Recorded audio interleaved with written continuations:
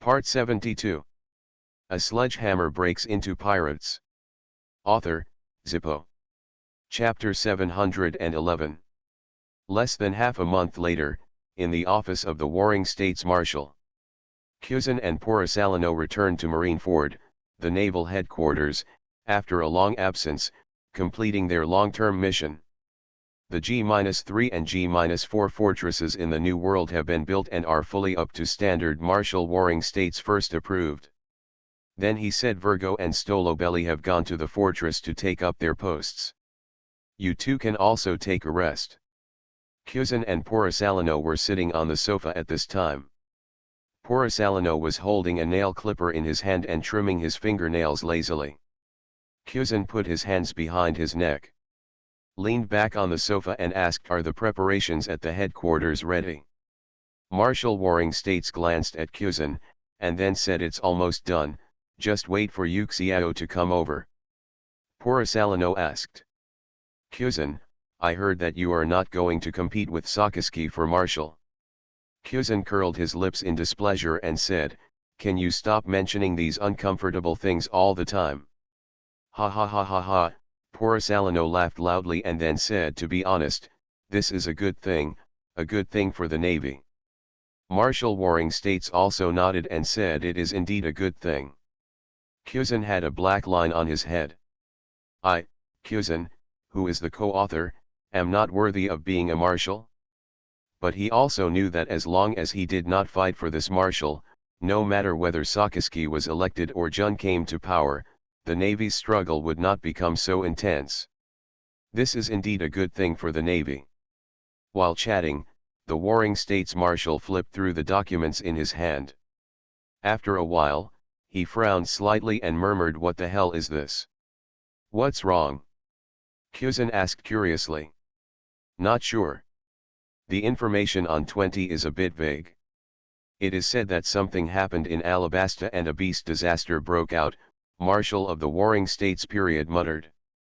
Beast disaster. Cusin was a little confused and didn't quite understand what this was. "It seems that I was attacked by a strange and inexplicable sea king." "I think it's not a big problem, right?" Marshal Warring States explained again. "Sometimes, the sea kings do attack some islands. The reason is unknown, and no one has ever really explored it." "Could it be Aquaman?" Porisalino complained with a smile. But neither the Warring States Marshal nor Cusin took it seriously. This was not important information, but it was a bit rare and aroused the interest of the three of them. Soon, the document was overwritten, and Porisalino asked again, "According to the previous plan, G-3 and G-4 will be completed, and Marineford will soon be moved to the New World. In this way, the war will how to start? Does the headquarters have any plans?" Marshal Warring States waved his hand, shook his head and said, "There is no result yet. It just so happens that you two generals need to come back to discuss it. A meeting of senior generals will be held in the afternoon, and you will all be present." "Didn't you just say that we can take a break?" Cusin joked with a smile. "If you two are not allowed to go out in the field, it is considered a rest. You have stayed in the New World for so long, and you should have a deeper understanding of the situation there. I hope you can make achievements in the meeting," Marshal Warring States said. G-3 Naval Fortress. Virgo was sitting in his office, overlooking the new naval fortress from the highest point, feeling filled with emotion. As a pirate, he wasted half his life in the Navy, and actually achieved some achievements. He became the commander of the G-3 base of the Navy's outpost in the New World. The changes in his life were really unexpected. After leaving the headquarters, many things no longer have so many constraints. After Virgo admired his fortress, he took out a phone bug from the drawer and fiddled with it twice. After a while, the phone was picked up. There came a voice that was both familiar to him and a little strange to him. It was his young master. Fufu, congratulations." Virgo Doflamingo seemed to have received the wind and said with a smile, "Marineford's intelligence level is very high, but the news about the 2 naval fortresses in the New World is not top secret. Even after 2 days, it was still secret. It was on the newspaper. Doflamingo knew about it, and he didn't seem surprised. Fergo said very respectfully, "Young master, the prelude to the plan has been completely arranged." Sakaski agreed to capture Teach. The phone bug was quiet for a while, and then Doflamingo smiled and said, "Phew, very good. Sure enough, everything is not beyond our expectations. The changes within the Navy are all due to us." Under control, Sakaski became anxious. Fergo nodded, and then said, "When I left the headquarters, I found that the headquarters was very strange. Personnel transfers were very frequent, and the intelligence confidentiality level was also raised to the highest level. I suspect that there will be big moves on the Navy's side. Well, we have been paying attention to this matter for a long time, and related intelligence exploration has also been launched, but so far there is still nothing gained. According to our estimation, the Navy may be doing 2 things. The first thing is preparations before war. But we think this is unlikely because the Navy is not ready for the New World. The second one is that the Navy is going to start a plan to build a new naval headquarters," Doflamingo said softly. After a short pause, Doflamingo continued, "What Lord Hammer means is that the Navy can do whatever they want outside, but in the New World, if they are no less than completely established, the new Navy headquarters will never allow them.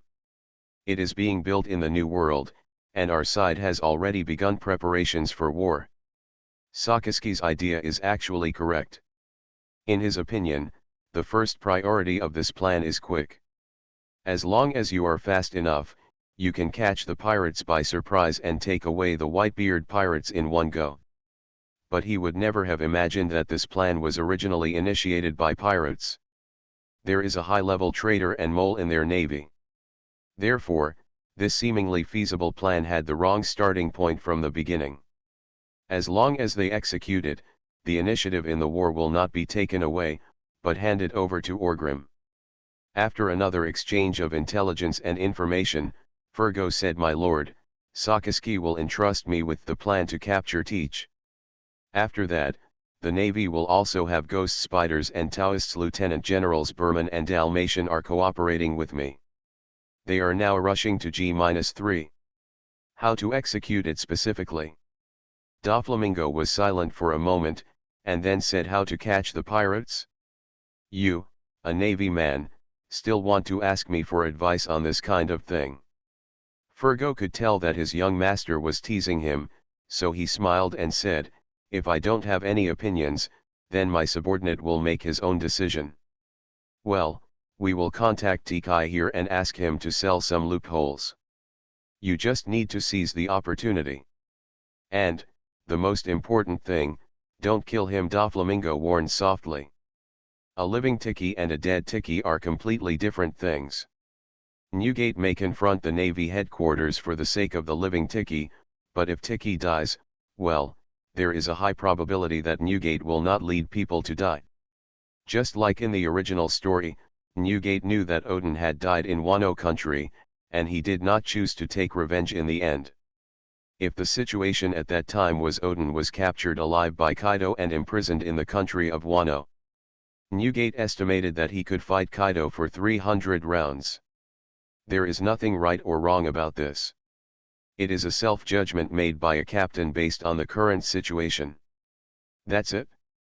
After hanging up the phone, Doflamingo picked up the red wine glass on the table and took a sip, seeming to be thinking about something. Neiman was sitting not far in front of him and asked, "What are we going to do?" Doflamingo put his thoughts away, smiled and said, "Be a bait." As soon as he finished speaking, before Neiman could continue speaking, Doflamingo fiddled with the phone bug again and called out. After a while, the phone was picked up. Doflamingo didn't mean to say hello at all, and directly ordered, "Find a more powerful and rare devil fruit, and let the news out.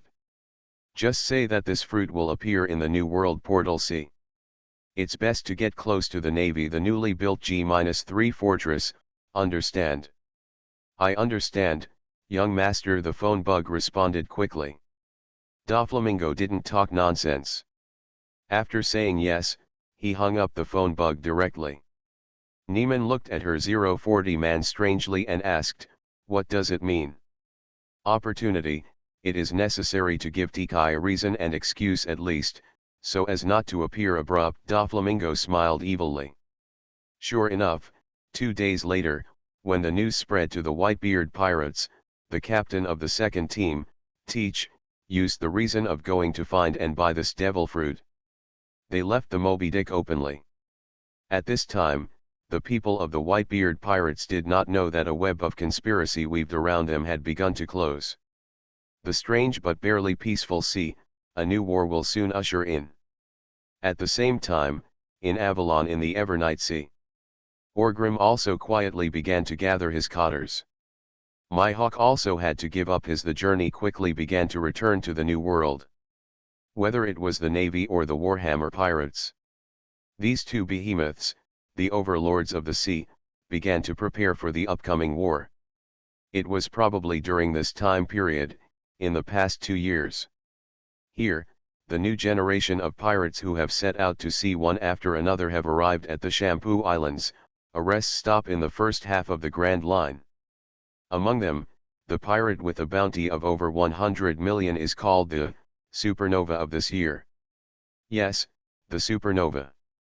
Comments are not based on the time of going to sea, but the time of arrival at the Shampoo Islands. New pirates arriving in the same batch of Shampoo Islands will be classified as the same period. During this same period, the bounty has been billions of supernovae will be called this year's supernovae. What's exaggerated is that this year's supernovae seem to be particularly numerous. Faintly, someone on the sea called this year's batch of supernova pirate newcomers, the extremely evil generation. Some people even say that they are the new generation of monsters that have been bred for 20 years since the beginning of the Great Pirate Age.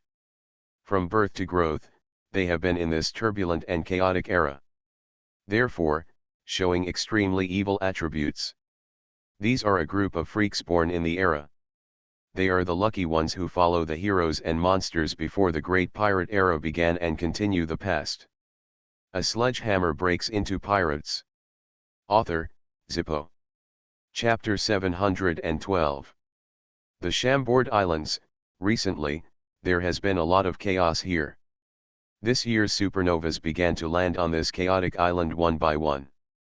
It set off a frenzy in the lawless zone, making this already lawless transit station even more chaotic. In Xiaqi's Rip-Off Tavern. At this time, Rayleigh was squatting at the door of the tavern, holding a small flask in his hand, drinking wine while listening to Xiaqi's chatter behind him. What the proprietress Xiaqi holds in her hand is a list. As the intelligence chief of the Chambord Islands, she pays close attention to the supernovas every year. Therefore, as soon as a supernova lands on the island, she will receive the information immediately. The list in her hand at this time was the supernovas who landed on the Shampoo Islands this year.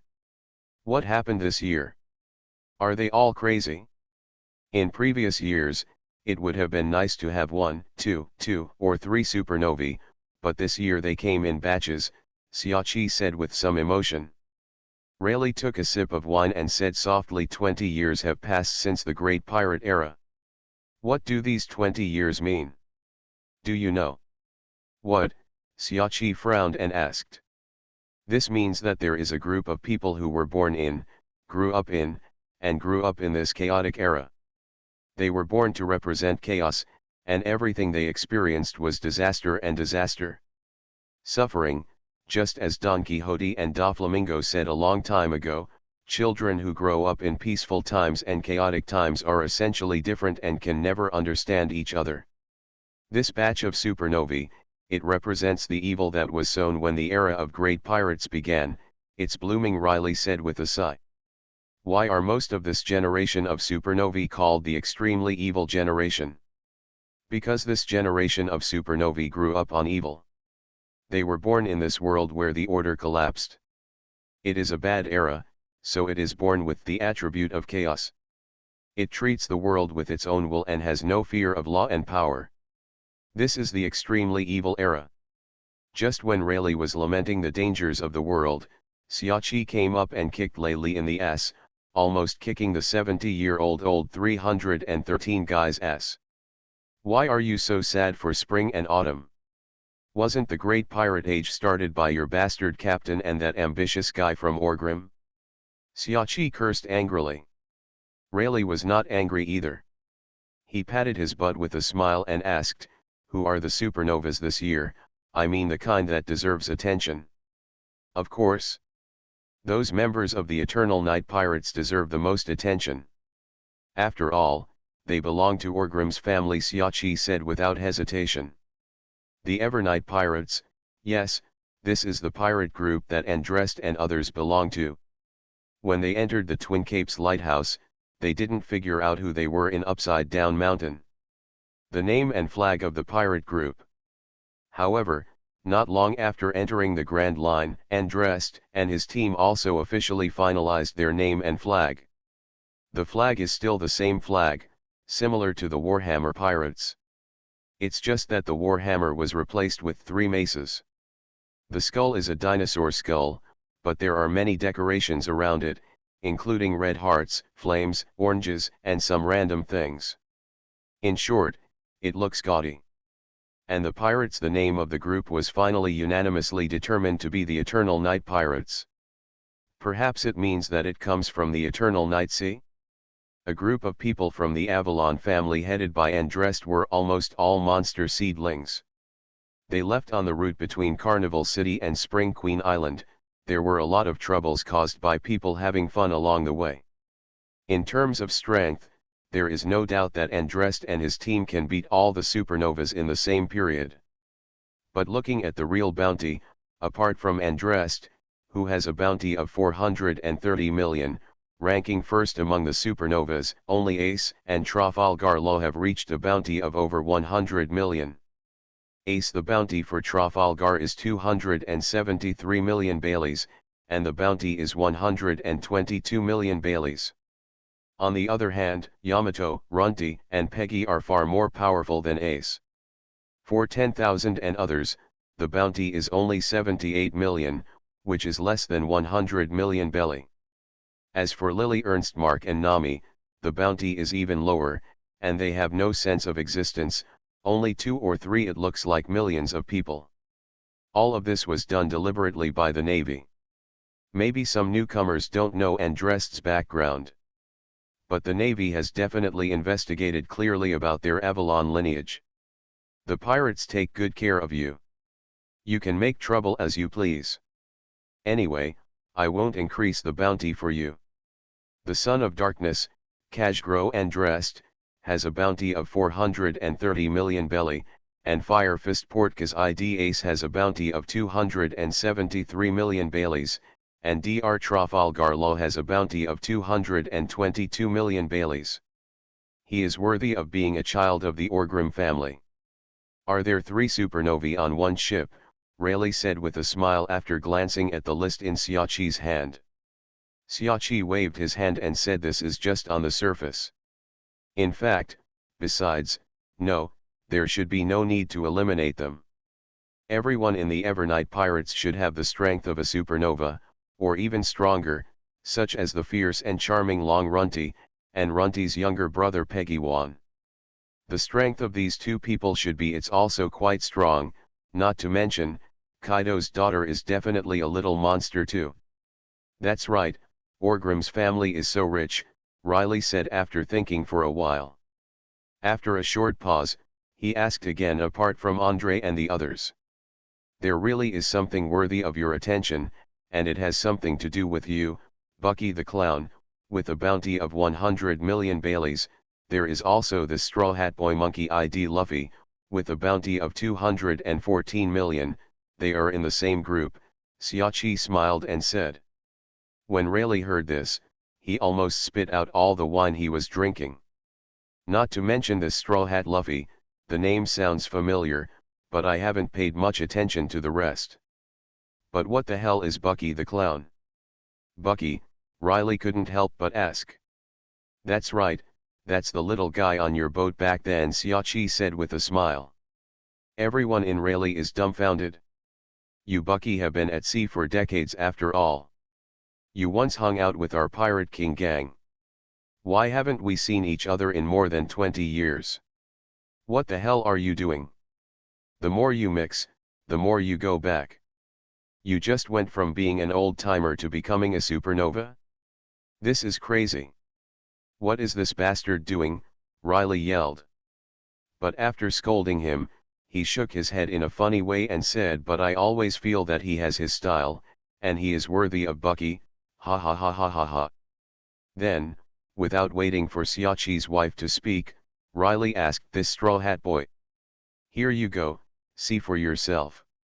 Xiaqi handed a reward order to Lei Li and said. Lei Li stretched out his hand to take it, looked at the photo on it, and said with a stunned expression, "This Straw Hat, Rogers." Then, he seemed to understand, "Maybe this is the seedling that Shanks found, right? It looks quite interesting. The name, Monkey ID Luffy, what does D mean? Not bad. Hiss, why do I always feel like something is wrong?" Riley looked at it and suddenly felt a little strange. Monkey, D. Wait, this monkey, couldn't it be that monkey? Thinking of this, Lei Li suddenly looked up at Xiaqi, and Xiaqi's wife also had a sly smile on her lips. This kid? Riley couldn't help but ask. That's right, the grandson of that old guy Carp, that is to say, the young master of the revolutionary military family, it's him, the Straw Hat Boy, he, the landlady Xiaqi said with a smile. This year, are all the second-generation players going overseas? Everyone has a distinguished family background, Riley said somewhat amusedly. This is true for Andrest, and so is the Straw Hat Boy. At the same time, at the port in the illegal zone of the Shampoo Islands, Andrest and others were walking out of the port. Andrest inherited the beauty of the Queen and the physique of Orgrim, but strangely, he did not have the height of a general like Orgrim. On the contrary, although it is tall enough, almost 2 meters tall, at first glance, it is not as burly as Orgrim. But it doesn't matter, Andrest is handsome. He is really handsome, with sharp eyebrows and starry eyes. He grew up in Avalon, and his skin is very fair. In addition, the environment he has always been in is an evil cave, and there are almost no good people or hypocrites around him. Therefore, Andrest, who has grown up in this kind of environment for a long time, has a very handsome temperament. At this time, his upper body was bare, with the demon sword hanging around his waist. He was wearing a pair of black overalls and a pair of high-definition military boots. His outfit was very similar to Orgrim's, but he had one more captain's cloak. I haven't seen him for a while. His hair has grown much longer and is tied into a ponytail on the back of his head. Overall, he is handsome and chic. Andrest was followed by Ace and Trafalgar Law. Ace's clothes were almost unchanged from the original story. As for Trafalgaro, it's pretty much the same. Yamato was wearing a Wano costume and carrying a thick mace behind his back. He was talking and laughing with Nami and Runty beside him with a smile on his face. Nami is wearing cropped jeans, with long wavy orange hair that almost reaches her waist. She wears a pair of orange sunglasses on her delicate nose. She has no clothes on her upper body, only a bikini that covers her breasts. Walking on this road brings a youthful and sexy fashion. Runty, who was on the side, was wearing a black women's suit, reaching out to pinch the ears of Peggy Wan, who was also wearing a smart black suit, and was lecturing him something.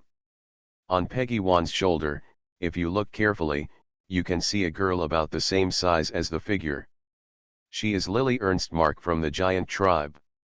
She still looks like the Elbaf warrior, with its smells of wildness. From a distance, with just one glance, one can tell that there is no good guy in this careless group of people roaming the harbor in the lawless zone, and no one is easy to mess with. Worthy of being, everyone is evil.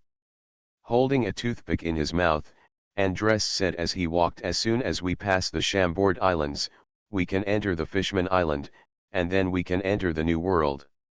What about the goal? Trafalgaro suddenly asked.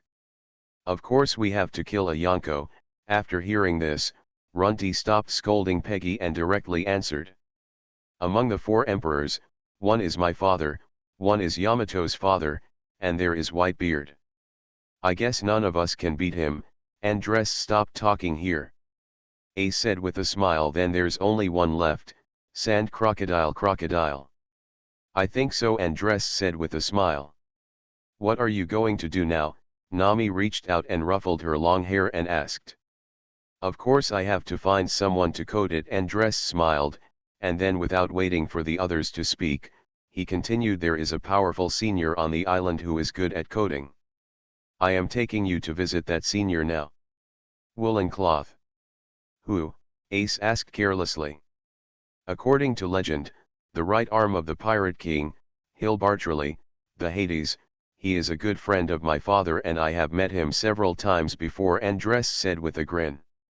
But after hearing this, Ace's expression was stunned. What? Pluto really? This leveled household is just different. Do you have acquaintances wherever you go? You are listening to novels at Bless Up channel. Wish you happiness and luck. How do you feel about this novel? Please like and leave a comment. A sledgehammer breaks into pirates. Author, Zippo. Chapter 713. Although he has never been here, Andres knows Riley's address. So following the map, I took Ace and others to find Siachi's Rip-Off Tavern. Is the name so arrogant? Ace couldn't help but complain when he saw the name of this tavern. Runty and Peggy Wan's expressions were very natural. Runty said directly, I visited this place when I was a child, Yamato should also remember it, right? Of course, Ace, you have to be respectful when you go in. Uncle Orgrim calls this shopkeeper the eldest sister. Yamato said seriously. Ace was stunned for a moment, then nodded quickly and said, I understand. Sister, the person who can be called like this by Mr. Chui must be someone he can't afford to offend. Opening the door and walking in, Andres saw Rayleigh and Siachi at a glance, with a smile on his face. He said with a happy look, Senior Rayleigh, Senior Siachi. Riley and Siachi, who were reading the newspaper, looked up at the door at the same time, and then their expressions also became happy. Andre, Yamato, Runty, Ziope, you are all here, come in and sit down, Siachi greeted with a smile. Well, here we are, we have arrived at the Chambord Islands. I thought I would come and visit you too. At the same time, my father said at the time that the one with the best coding skills in the Chambord Islands was Senior Rayleigh. Hey, Andres wasn't polite at all, he said with a smile. Riley stretched out his hand to roll up the newspaper, knocked Andres on the head, and said 1, 2, 3 with your dad. Same, you just like to take advantage of me, don't worry, you are here, why should I send you to Fishman Island intact? Then thank you, Senior Rayleigh, Andres said without politeness at all. Runty, Peggy Wan, and Yamato have all been here before, so naturally there are no restrictions. Nami is also an acquaintance with a generous personality, and brought Lily and Tara with her. Falgaro quickly became familiar with Sister Siachi. And Rayleigh, after chatting with Andres for a few words, looked at Ace who was sitting next to him. Ace had a somewhat expression on his face. He was looking at Rayleigh in confusion. Portkas, like. It's so similar, Riley murmured softly. From between Ace's brows, he seemed to see the young Roger. Of course, this was all his illusion. It's not like Orgrim had never seen Roger before. But he felt that Ace looked nothing like Roger. It was as if boys were born to take after their mothers. Both Andres and Ace looked more like their mothers. Rayleigh had never seen Lu Ju, but as Roger's most trusted partner, he had heard of Lu Yu. Portkas. So even after Ace first appeared in the newspaper, Riley had vaguely guessed something. Did he really never expect that Roger would still have blood? As soon as he saw Ace face to face, he was completely convinced of this matter. Portka's ID Ace, if you count the time, if Roger's child was really alive, he would be about this old, right? Looking at Ace's hesitant and troubled face, Rayleigh suddenly asked softly, you know your life experience, right? I am Garp's grandson, Ace said in a low voice. Cap. Ha ha ha ha ha ha, so that's what he said. Everything can be explained. Roger really found a good friend. Riley laughed. Andrest was stunned for a moment, frowned and said, does it have anything to do with Roger? There was a hint of surprise in Ace's eyes. Hearing what this meant, Rayleigh knew about his life experience. How? Didn't he tell you? Riley asked with some surprise. Before Andrest could speak, Ace shook his head and said, I haven't told anyone. What exactly does that mean? Andrest asked in confusion. Ace didn't hide anything anymore this time. He took a deep breath and said, Andre, I am the son of Roger, the Pirate King, I have Roger's blood flowing through me. As soon as he finished speaking, everyone in the tavern fell silent and looked at Ace with incredulous eyes.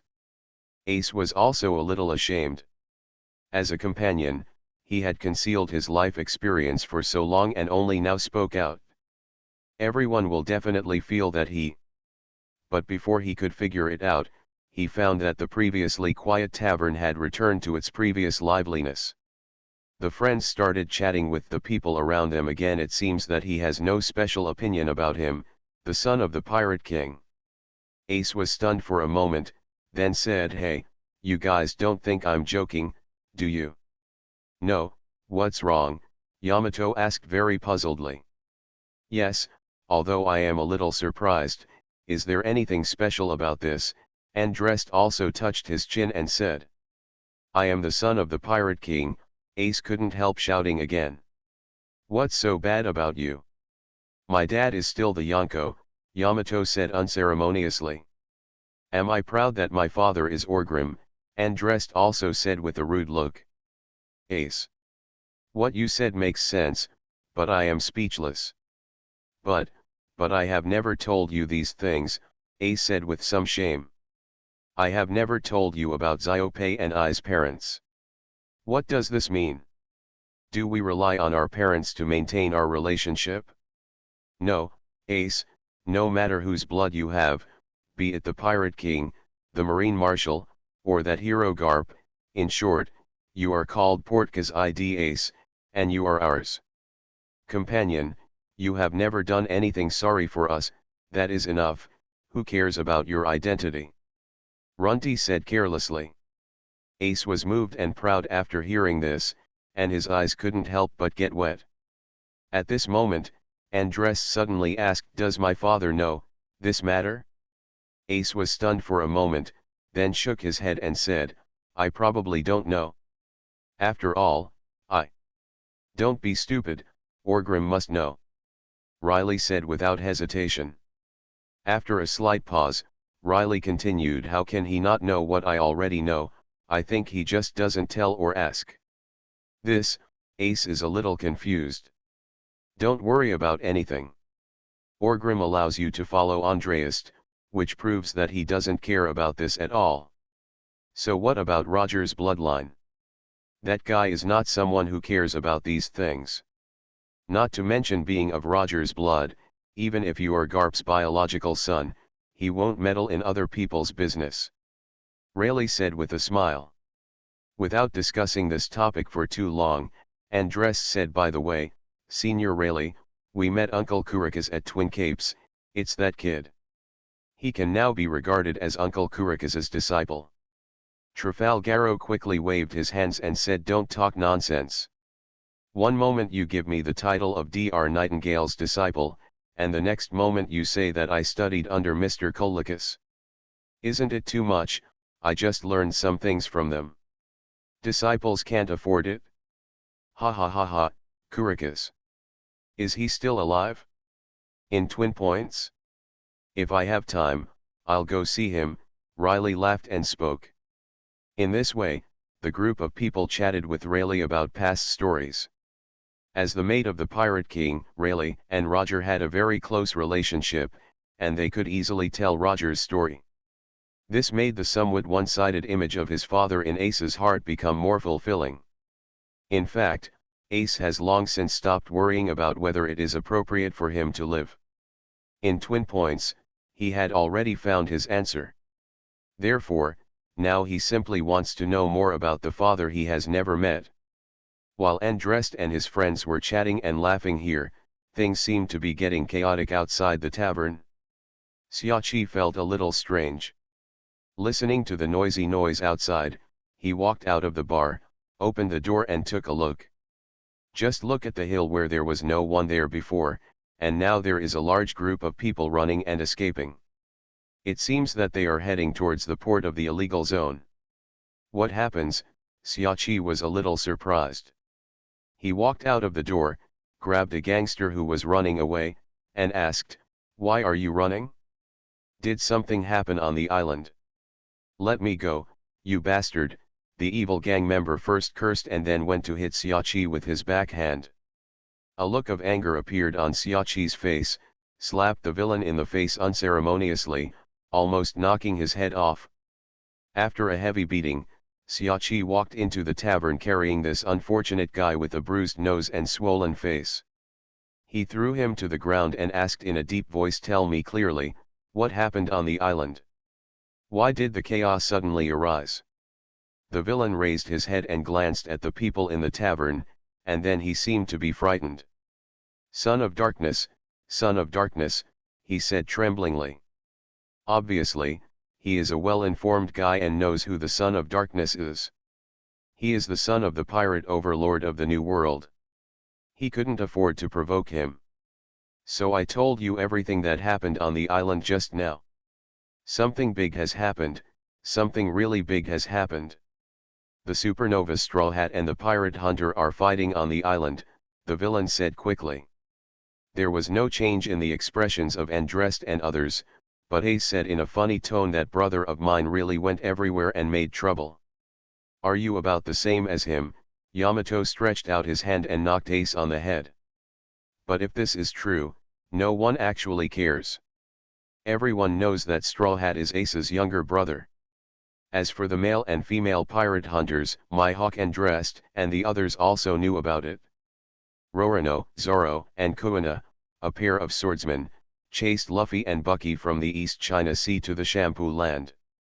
The islands are here. Along the way, they have made quite a name for themselves and are very powerful. However, they are not pirates, so they are not in the ranks of supernovas. But in terms of strength, they are not inferior to this generation at all. Pirate supernova. Along the way, I also heard that this pair of swordsmen fought with Luffy many times. 2.3 There have been many disturbances. I didn't expect that I could come here again in the Shampoo Islands. What big deal do I think it is? You are making too much fuss." Andrest picked up a cup of tea from the table and drank. But as soon as he finished speaking, the villain quickly said the battle between the two sides was fought out of the illegal zone, as if they were chopping up a passing Tianlong. They may even be hacked to death. That's it?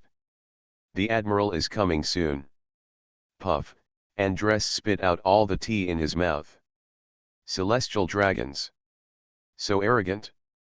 As the son of the King of the Night, I didn't even say that I would kill the celestial dragons.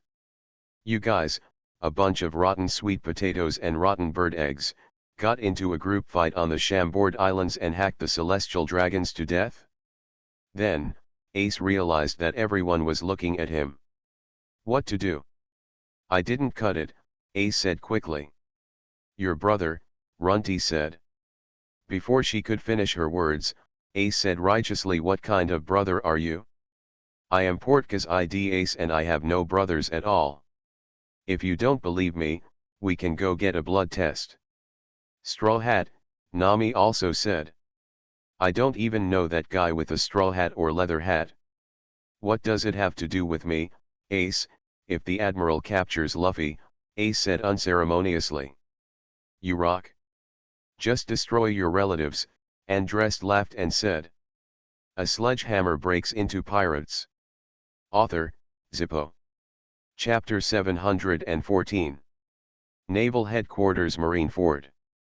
At this time, in the conference room of the senior generals, the Navy's big bosses were studying what plans they had. The Whitebeard pirates can never be bypassed, we need to formulate a plan to. The Warring States Marshal was holding documents in his hands, sitting at the head of the conference room, and preaching to a group of generals. The generals below were also listening and thinking carefully. Sakaski felt quite confident, and sure enough, in the end, he had to take action on the Whitebeard pirates first. In this way, he did everything right. Just when the Warring States Marshal was speaking these words, suddenly, a naval colonel pushed open the door to the conference room. In an instant, all the big guys looked at him, almost scaring the naval colonel to the point of peeing. However, the colonel still did not dare to stay and quickly walked to the side of the Warring States Marshal. Although the Warring States Marshal was surprised, he also knew that at this time, if he dared to open the door and disturb the meeting, there must be something important, so he was not angry, but turned sideways and made a posture to listen. Marshal, there is trouble in the Chambord Islands, Saint Irene, the naval captain quickly whispered into Sengoku's ear.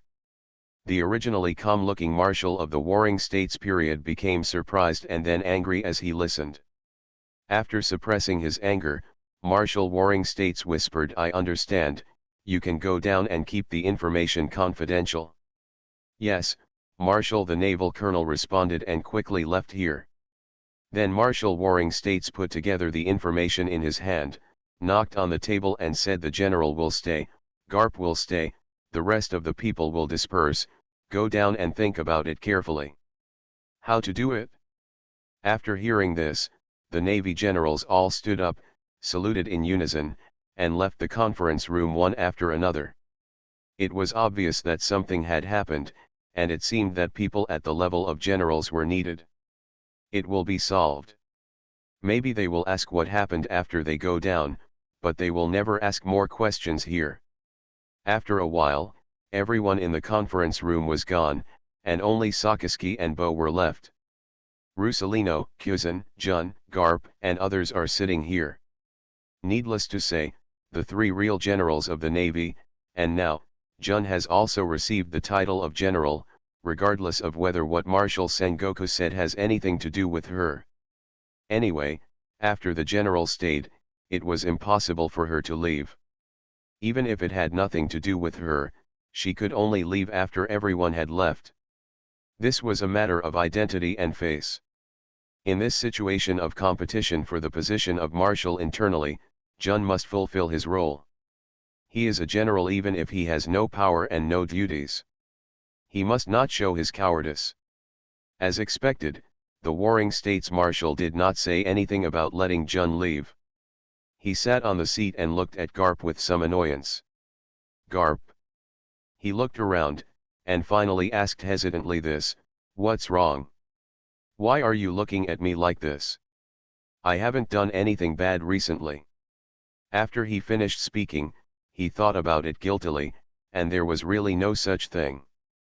Therefore, he straightened his back a little. Looking at Garp's bastard appearance, the Warring States Marshal finally sighed and said, something big has happened. Your bastard grandson, beheaded Saint Irene on the Chambord Islands, that's a celestial dragon. Garp was stunned for a moment, and then asked directly, Ace or Luffy? Listening to his question, Marshal Sengoku almost lost his breath. Really, are you still proud? It's that straw hat boy, Marshal Warring States snorted coldly. Garp's face also became angry, he slapped the table and said that bastard guy has arrived at the Chambord Islands. After saying that, Garp stood up and was about to leave, as if he was going to catch the unlucky kid and beat him up with a hammer. However, before he could fully stand up, Warring States suppressed Garp's body. Shoulder, said, what are you doing? I'm going to kill that turtle grandson, Garp said unceremoniously. Just forget it. This kind of thing requires the future to come forward. The Chambord Islands are already chaotic enough. Don't make the situation worse, Marshal Warring States said without hesitation. What's the meaning? Garp asked with some confusion. Orgrim's son, Andrest, with his pirate group, also landed on the Chambord Islands, and his influence affected the whole body. In the current situation, you cannot be allowed to mess around. Marshal of the Warring States period said in a deep voice. Are they there too? Pu was stunned for a moment, and then looked at Jun, Kuzan, Porisalino, Sakaski, and others. He found that these guys had very calm expressions and no signs of surprise. It seemed that it was just, I don't know. Don't read it? I didn't tell you on purpose because I was afraid you would go messing around on the Chambord Islands. The Warring States Marshal shook his head and said. If there was only Straw Hat Luffy, Sengoku wouldn't care at all. Who the hell is Luffy? But if Ace is here, it's a different story. It's true that Ace is Garp's grandson. If Garp knew that Ace was on the Chambord Islands, he would definitely catch him. But the key is, Ace is now a member of the Warhammer Pirates. Well, isn't the Evernight Pirates part of the Warhammer Pirates? Once something goes wrong, it will really affect the whole body, and a war may start in advance. So before preparations were made, Sengoku had no intention of taking care of Andrest and his party. In his opinion, Andrest and others are useless, and the biggest enemy is Orgrim. As long as Orgrim is dealt with, it will be easy to arrange whatever arrangements are made for Andrest and his party in the future. Warring States, what do you mean? Don't you think I know the general situation? Garp said angrily. Are you a general person? Warring States asked back. Garp. Am I so untrustworthy? But when he thought of the things he had done before, Garp lost his confidence again, groaned, and sat down very unhappy. In the past few years as the General of the Navy, Marshal Warring States can naturally feel the change in the attitude of the upper class. That is, Wu Laoxing and others no longer dote on the Tianlong people as they did in the past. They even have to pick opportunities from time to time. Beating them. Although Marshal Sengoku couldn't see the reason behind this, he also knew that the Celestial Dragons might not be as popular as before. Andrest and the others thought that Luffy and Zoro had killed the Celestial Dragons. In fact, the Celestial Dragons were killed. It's just an injury, or a minor injury. Warring States already knew these things, so he didn't feel particularly anxious. In the past, if something happened to the Tianlong people, it would definitely be a big deal, but now, it's just that. Well, the current situation in the Navy is tense, and the Wu Laoxing side also knows the situation. Therefore, the Warring States period is very sure, and the Wu Laoxing does not want to make the matter a big deal under the situation, so it is best to minimize the big matter. It's a trivial matter. Just fool around and give an explanation to the Tianlong people. So the Warring States Marshal thought for a while and said, one of you four has to go and deal with the affairs of the Chambord Islands. As long as you can keep your face, don't do anything that could trigger a chain reaction in the situation. Kuzan pouted, he didn't want to wade into this muddy water. Although Mr. Garp said he was going to beat the turtle grandson to death, in fact, that was his grandson, and he could say whatever he wanted. As an outsider, if you participate indiscriminately, you will get no credit if you do well, and if you do poorly, you will take the blame anyway. So he made no move. Not to mention Sakaski, who was currently thinking about how to kill Whitebeard, so how could he be in the mood to take care of a little brat like Luffy? Especially since he had to be involved with the Celestial Dragons, he was too lazy to suffer. Porisalino was even more of a bastard. He looked around and found that neither Sakaski nor Kuzan showed any intention of speaking or moving. He also acted stupid, took out a nail clipper from his pants pocket, and polished his nails there as if nothing had happened. When the Warring States Marshal saw that all three of his generals were bastards, he became angry, slapped the table and said, "Can you three do something? Marshal, it was you who said you would have a holiday in the first place, Kuzan said with a smile. Now he no longer has to compete for the position of marshal, so he is very lazy. Porosalino curled his lips and said, the supernovas are all monsters, and I'm very scared of them. Sakaski, an honest man, couldn't hold it in any longer and said in a deep voice, then I'll take a trip. But when he opened his mouth, the Warring States Marshal became a little more timid, waved his hand and said, no, I'm just trying to see which of you is reliable. Whoever speaks first doesn't have to go. Sakaski. Marshal, tell me the truth, are you afraid that I will screw up? Not to mention, the Warring States Marshal was really a little scared. He was afraid that Sakaski would go to the Chambord Islands and kill all the people. Wouldn't he just be playing ball? Ignoring Sakaski's strange look, Marshal Warring States shouted angrily, Porosalino, what is this place? Ah, Porosalino was stunned for a moment. Why did he suddenly get angry? Conference room, Porosalino responded instinctively. You still know this is a conference room, what are you doing? Pedicure and nail polish. You've been the most out of tune all day. Go to the Chambord Islands. Don't come back until the matter is resolved, Marshal Warring States scolded angrily. Porosalino looked confused. Marshal, are you playing me? That guy Kuzan is already wearing a blindfold to get ready for bed, why can't I just polish my nails? Also, when did I get a pedicure? We are all familiar with it, but if you talk nonsense like this, I will still sue you for defamation. However, although he was slandering in his heart, Porosalino did not dare to speak. Marshal of the Warring States period is becoming more and more shameless. Now, Qian Wangzhao can find such excuses to order me to do things. I'm going to tell him a few more words now, maybe I will step into the conference room with my left foot first during the meeting tomorrow. This bullshit excuse will deduct my salary and full attendance. Therefore, although he really didn't want to go into this muddy water, Porosalino still stood up aggrievedly and said, I understand. The Warring States Marshal breathed a sigh of relief. Porosalino is a neutral bastard, so it is definitely no problem to leave matters that require mediation to him, an old man. Just when Porosalino was about to walk out of the conference room door, Jun, who had been silent until now, put out the half-bited cigarette in the ashtray on the table, then stood up and shook his head. Wearing the cloak of justice, he opened his mouth and said softly, I'll go take a look too. Marshal Sengoku didn't object to anything. In fact, Jun was very methodical in doing things, so he wasn't worried either. It's just that this matter involves the Tianlong people after all. Even if the attitude above has changed, he can fool the Warring States side, but in terms of face, it must be acceptable. There is a difference between a general with real power and a general with imaginary power like Jun. Therefore, it was impossible for the Warring States Marshal to send Jun just now.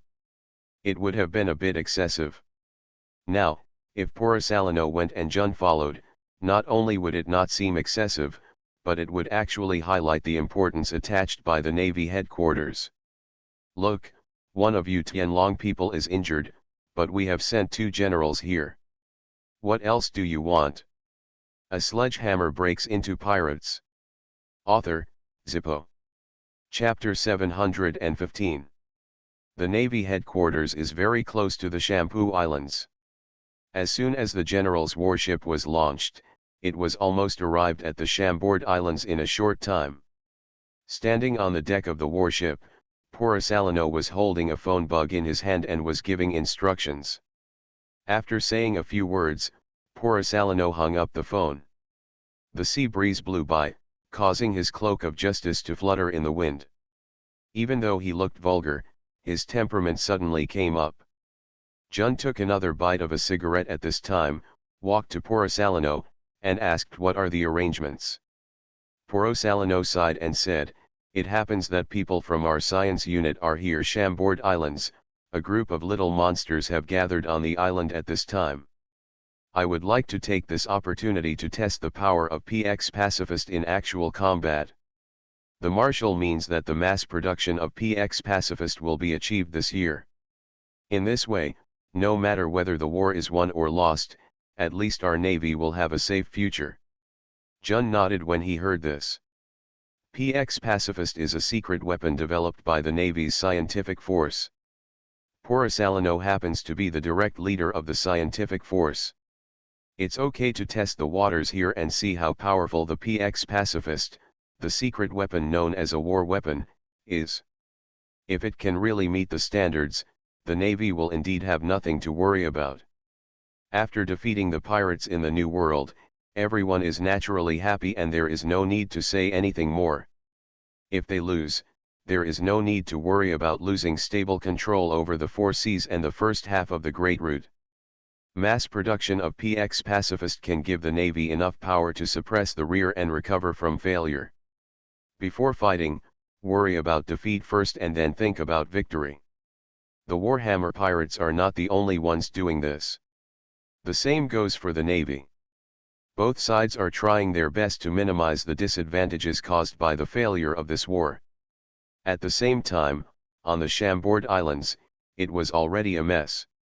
As soon as Porosalino made a phone call, the Navy's scientific force here quickly took action. The leader is Jean Momomaru, a descendant of the Porosalino family. PX pacifists, war weapons modeled after the Shichibukai Bartholomew Bear, have begun to appear on the island. In the lawless town, Yostaskid was sitting on the roof of a house. Next to him were the members of the Kid Pirates, and the killing warrior Kira, who was also a supernova. Ha ha ha ha ha ha ha, I thought we were rampant enough, but I didn't expect there were people here who were even more rampant than us. Who is that Straw Hat Luffy? Kid laughed and asked. Eustace Kid is also a ruthless man. Needless to say, what is his strength? But as Riley said, Kid should be a complete person. A person who grew up in this chaotic and evil era of great pirates. A person who was completely affected by the general environment of this era.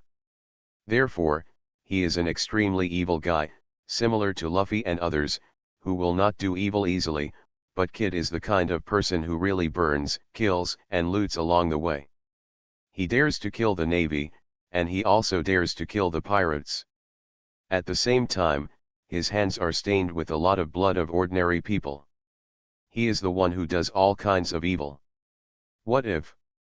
We really need to choose a representative for the pirates of the extremely evil generation. There is no doubt that among the supernovas, Kid is the most typical representative of pirates.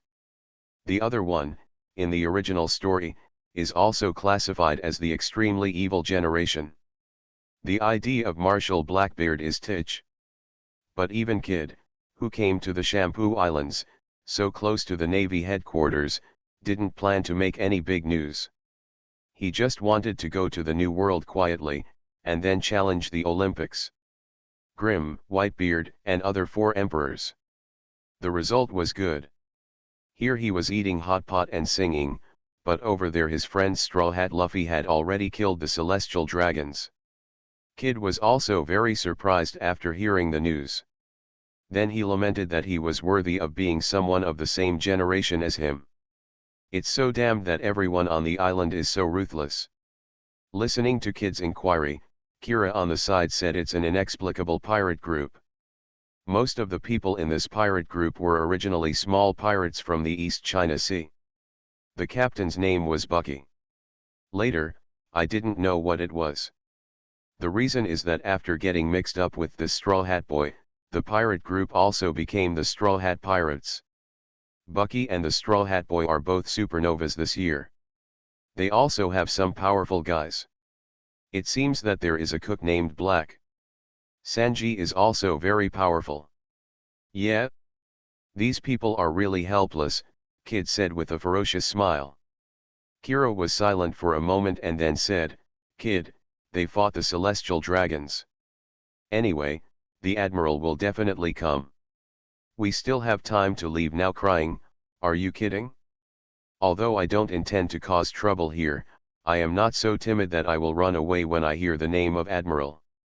No matter what, I must first see whether the Admiral, who is known as the most powerful in combat, is going to run away. What level is it? Kid said very unruly. However, as soon as he finished speaking, a violent explosion suddenly occurred on the street not far away. Then, a huge figure flew out from the explosion, looking extremely ferocious. That's a dinosaur. Kira immediately told the guys information. Kid's expression became a little more serious, and he said softly, it seems that there are not only admirals, but also other big shots, Your Majesty, the tyrant of the Shichibukai, Bartholomew Bear. Different from the rubbish king Shichibukai like Moria. Bartholomew Bear is a very mysterious and powerful king Shichibukai. He doesn't take many shots at sea, but every time, he is complete and overwhelming. Victory. Therefore, many people also call Bartholomew Bear an invincible tyrant. Sure enough, as soon as Kid finished speaking, a very tall figure walked out of the smoke of the explosion. It seemed that it is Bartholomew Bear. However, there is very little human flavor on him, which is a bit strange, but I don't know what is strange. Kid doesn't know that this is not the real Bartholomew Bear of King Shichibukai, but the war weapon PX pacifist constructed based on him. If it were Bartholomew Bear himself here, Drake would not be able to fight back at all, and he might have gone on a trip by now. At the same time, there was also a person sitting in front of the fountain in the square. Magician Hawkins. The explosion happened not far from him, but he didn't even look at it. He was holding tarot cards in his hand and comparing them with each other. Information given. Mortality rate, 10%, that is to say, life is safe, Hawkins murmured softly. It seems that this 10% mortality rate is the same as nothing to him. As soon as he finished speaking, the PX pacifist glanced directly at the rooftop opposite. Then, the electronic system in the body inputs the information there. Captain Eustace Kidd, with a bounty of 330 million belly, PX the pacifist said in a very calm tone. As soon as he finished speaking, his strong body flew to the roof at an extremely fast speed, and at the same time, he shot several laser beams from his mouth. Do you still want to provoke me? Kidd had a ruthless look in his eyes, he laughed ferociously, stepped on his foot, and jumped out. Kira and others also jumped off the building. The next second, the roof was directly blasted by lasers. The electromagnetic force followed. Erupting, the iron tools on the street quickly gathered into a huge fist in Kid's hands, punching the PX pacifist from the air to the ground. Hey, the king's kibutai isn't that good either, Kid said arrogantly. But before he could get any more arrogant, a laser suddenly burst out from the smoke. Kid instinctively raised his huge arm to block it. The next second, a strong explosion directly hit him. He flew out. Then, he saw the PX pacifist walking out of the smoke unscathed. But before his eyes could find Kid, a thick tail swung out from behind him. Lake knocked the PX pacifist away with a powerful blow. Karma, another strong man, rushed out from the street, his body quickly grew in size, and he punched the PX pacifist. Weird Monk Ulki. Then, the three supernovas attacked the king. The Shichibukai started to fight. On the other side, Hawkins, who had been silent, suddenly said, "Here we come." As soon as he finished speaking, a cannonball roared over from the port. What's even more exaggerated is that there is a tall figure standing firmly on this cannonball, wearing a yellow striped suit and the Navy's cloak of justice. His face is very vulgar, but on his shoulders, there is a symbol of the Navy. The epaulet of the general with the highest combat power in this department. The person who came was none other than Admiral Kizaru Porisalino of the Navy headquarters. The shell hit the ground and set off an explosion. Then, Porisalino's figure walked out of the explosion and stopped in front of Hawkins. "Excuse me, do you know where Straw Hat Luffy is?" Porisalino looked down at Hawkins, who was still playing with the tarot cards, and asked. Hawkins's expression still didn't change at all, and he said very calmly, "I don't know, Straw Hat Luffy. What do you want? The person you are looking for is not me either." "Yeah?" Porosalino murmured softly. Then, he asked again, "Then, I would like to ask again, have you ever experienced the feeling of being kicked at the speed of light?" Hawkins raised his eyes slightly. This action, no matter who did it, would be extremely fast.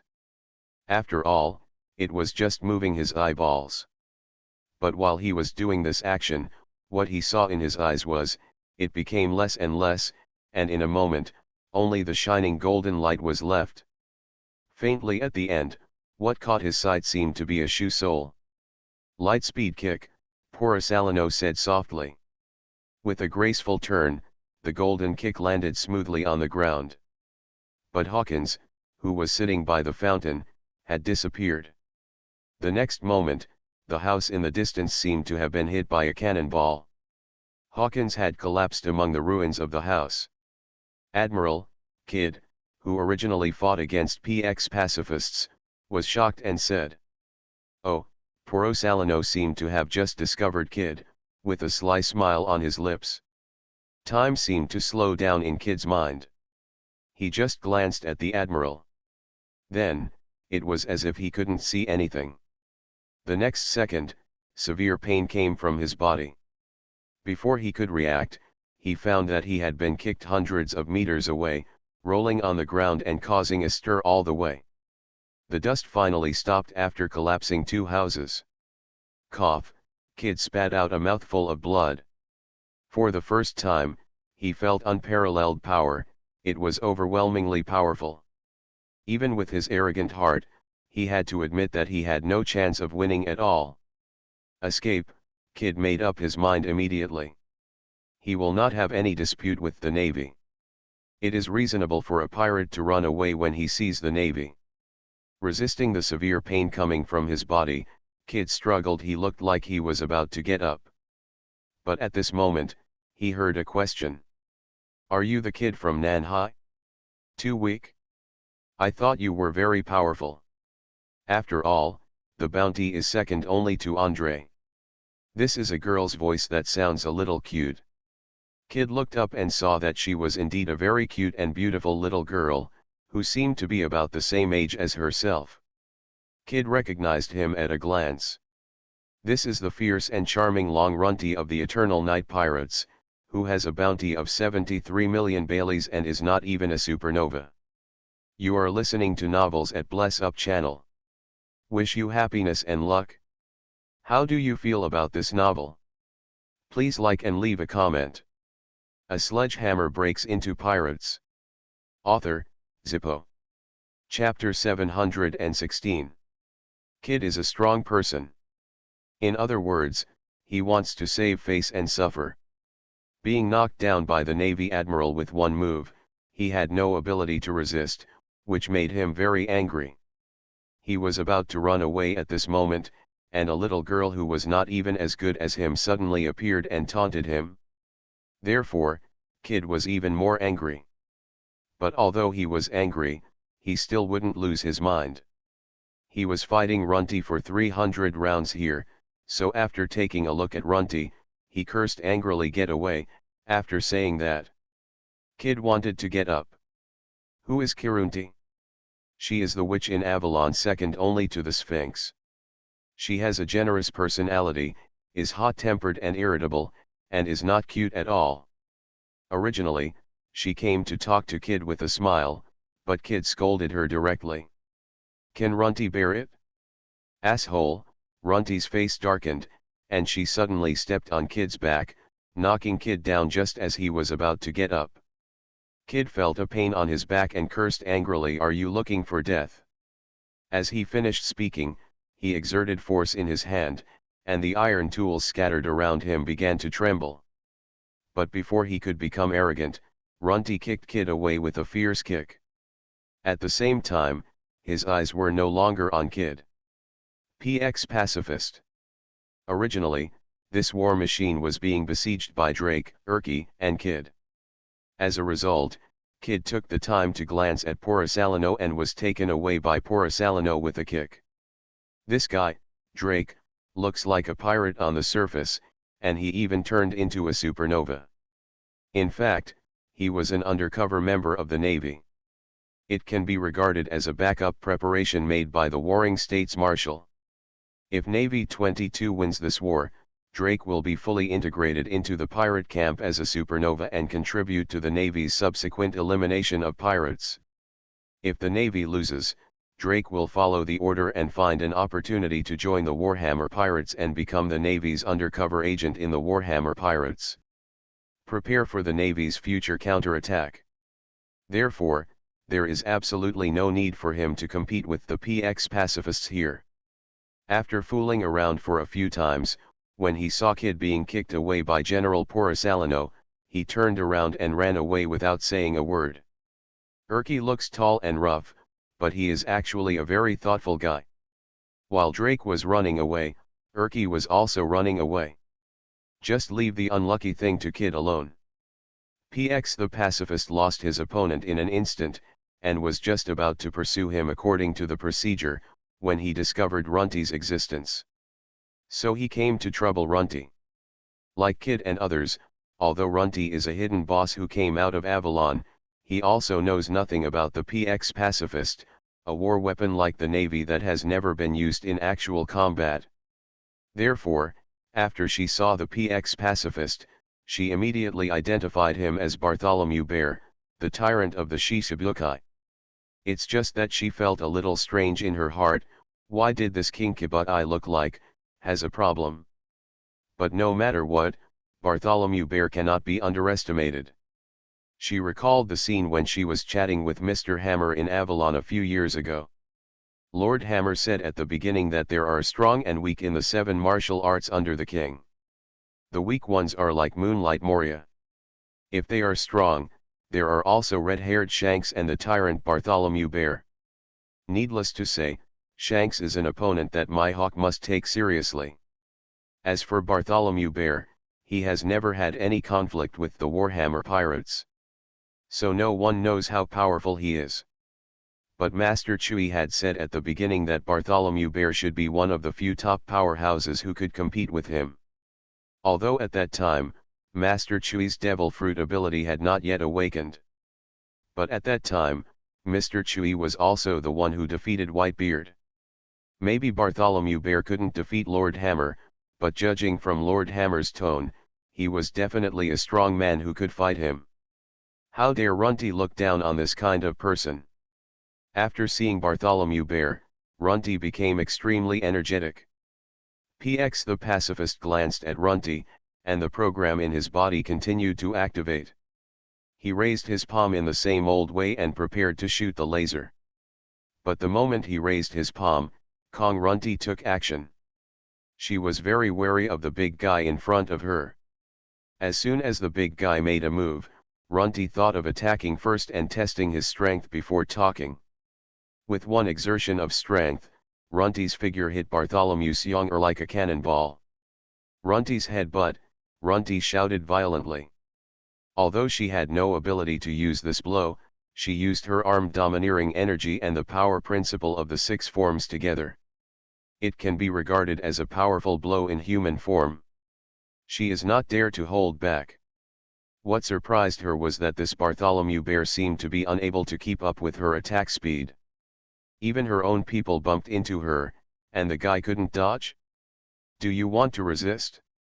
It is indeed true. Your Majesty Shishibukai, you are so courageous. Just when Runty was thinking about this anxiously, she bumped into the PX pacifist's chest. It was hard, indeed very hard, and Runty felt that this was not true at all. The human body is like metal and machine. But, is that all? The moment this thought first came up, from Kid's perspective, it felt like this fierce and charming long Runty had knocked that King Shishibukai to death with his head. Bartholomew Bear, who was fighting 3 supernovas by himself just now, his chest collapsed first, his feet were unsteady, and his body looked like he was about to fall out. Then, a powerful impact spread out from his chest, and it felt like his whole body was smashed directly by Runty's head. A mess of parts flying around. Then I saw that huge broken body, like a cannonball, hit the wall not far away, and then pulled it out a few times, as if there was a leakage of electricity, and then exploded. Everyone in Kid was dumbfounded. He had never fought against Oishi Shichibukai, but he had really fought against that PX pacifist. When he started fighting, he really felt the strong power of that guy. In his opinion, maybe that guy is the real King Shichibukai. The results of it? A random guy with a bounty not as high as him came out and killed an Oishi Shichibukai in one fell swoop. Are all the members of the Evernight Pirates so perverted? According to rumors, they are strong men who came out of the New World. Is it true? After Runty killed the Bartholomew bear, her expression was a little surprised. Not useful or attractive. Impossible. How could the powerful enemy that Mr. Chui mentioned be at this level? No kidding, what the hell is that? Runty suddenly cursed in displeasure. It felt as if she was carefully dealing with a paper tiger. It was so frustrating. After cursing, Runty turned around and glanced at Kid, who also looked shocked. Then he didn't bother to care so much, and asked, "Hey, bastard, have you seen the Straw Hat Boy?" Originally Runty and his group were drinking happily in the tavern. But that bastard Luffy beat up the celestial dragon. Although Ace said something like "I don't have this brother," the other friends were there. After finishing the glass of wine, they all decided to come out and help Ace. After all, although Luffy had nothing to do with them, he was Ace's younger brother. It might be okay to just sit back and watch at this time, but Ace must be suffering in his heart, right? As a companion, I have to help you no matter what. Straw Hat? What are you doing with him? Kid's tone at this time was not as aggressive as before. Of course I have to deal with that troublemaking idiot, Runty said unhappily. I haven't seen him, Kitty shook his head and said. Then what the hell are you asking? Runty said again, very unhappy. But as soon as he finished speaking, Kid exclaimed, "Be careful." Runty didn't even look back, but her domineering aura had already been revealed. At the same time, she also felt the danger. Iron block and black steel, Runty suddenly blocked his arms on the side of his head, and at the same time, his body muscles were straightened. The skills of the 6-style iron block were put to use, and his arm domineering aura covered it. The next moment, a powerful kick force directly covered the body. Although he was somewhat defensive, Runty's figure was still kicked out and hit Kid's side hard, completely collapsing the half-collapsed house. "Kizaru," Kid said with an anxious look in his eyes. At this time, where Runty was originally, stood the tall figure of Porosalino. That kick just now was naturally caused by him. Oh, that's really scary. This should be considered the first PX pacifist to be scrapped, right? Sure enough, this thing can only be used against people who have not been trained in the New World. Where is the newcomer? Well, but it meets the standards, Porosalino said strangely with a lewd smile on his face. As soon as Porosalino finished speaking, the ruins around Kid trembled. Then, a huge and strong figure emerged from the ruins. Stood up in the middle. It was Runty, who had completely transformed into the form of the animal dragon fruit ancient species Pachycephalosaurus. "Porosalino," Runty roared angrily. "Oh, as expected, the guys who came out of the Eternal Night Sea are all monsters," Porosalino said with a smile. Although he was talking about monsters, looking at his appearance, he was not nervous at all and seemed very relaxed. "Come on, 170, you can't beat him, he's an admiral," Kid quickly said. "Hello. This is all because of Runty's strength. Kid is too lazy to pay attention to ordinary rookies. Yes, he is also a guy who sees what others do." After that, Kid turned around and was about to run away. But Runty moved her strong body and said, "I don't need your instructions." As soon as the words fell, a force suddenly burst out from Runty's feet, and the strong figure rushed towards Porosalino. With a sudden bump, Porosalino's figure had already disappeared, but Runti knocked out a huge crack in the ground. Before Runti could raise her head, golden light shone in her peripheral vision. "Not good," Runti said with a tight heart. In terms of strength, Runti was already much inferior to top naval admirals like Porosalino. From the perspective of fighting style, Porosalino was overshadowed by reckless men like Orgrim in the early years, so his speed and dexterity are far more powerful than in the story. At the same time, his physical skills and domineering, also filled in the shortcomings. With Runti's wild fighting style, it was really easy for Porosalino to deal with it. Just when Porosalino was about to kick Runti away, another dragon roar came. The moment the roar fell, in the ruined alley nearby, a ferocious dinosaur head bit out, and the target was Porosalino. The sharp teeth were filled with a dark-armed domineering look. "If you take this bite, you'll probably be able to swallow Porosalino alive." Ziope, Runti was overjoyed, thinking that she could be saved. But before she could think of it, she felt a sharp pain in her head, and then, the strong figure was kicked out by Porosalino. At the same time, at this critical moment, Porosalino turned into a beam of light and disappeared at the moment when Peggy Wan bit him. The most powerful general of the Navy headquarters, how fast? Kid, who was running away, was also miserable. He had just run not far, and when he looked back, he saw Runti's huge dinosaur body hitting him like a cannonball. "Dry," Kid cursed angrily, and a wild dog pounced on its food and jumped forward. At the same time, Runti's huge figure flew over his head and hit the ground. A sledgehammer breaks into pirates. Author, Zippo. Chapter 717. Porosalino jumped Runti with a kick, and after avoiding Peggy Wan's bite, the figure was already standing on the roof not far away. He glanced at Peggy Wan, who was also in the posture of a dinosaur, and said with some emotion, "If I hadn't known about it earlier, I would have thought you were members of the Beast's pirates." As soon as he finished speaking, Porosalino's fingertips flashed with dazzling golden light. "It's a laser." Unlike PX Pacifist, his laser is extremely powerful. With a soft sound, the laser shot at Peggy Wan's huge figure at an extremely fast speed. Peggy Wan is also smart and can't dodge. As an animal-type ability user, when it comes to fighting, it is usually a head-to-head encounter, especially with the huge ancient species. Therefore, the moment Porosalino's laser was released, Peg Ivan immediately deactivated his ability. The huge figure returned to his human form.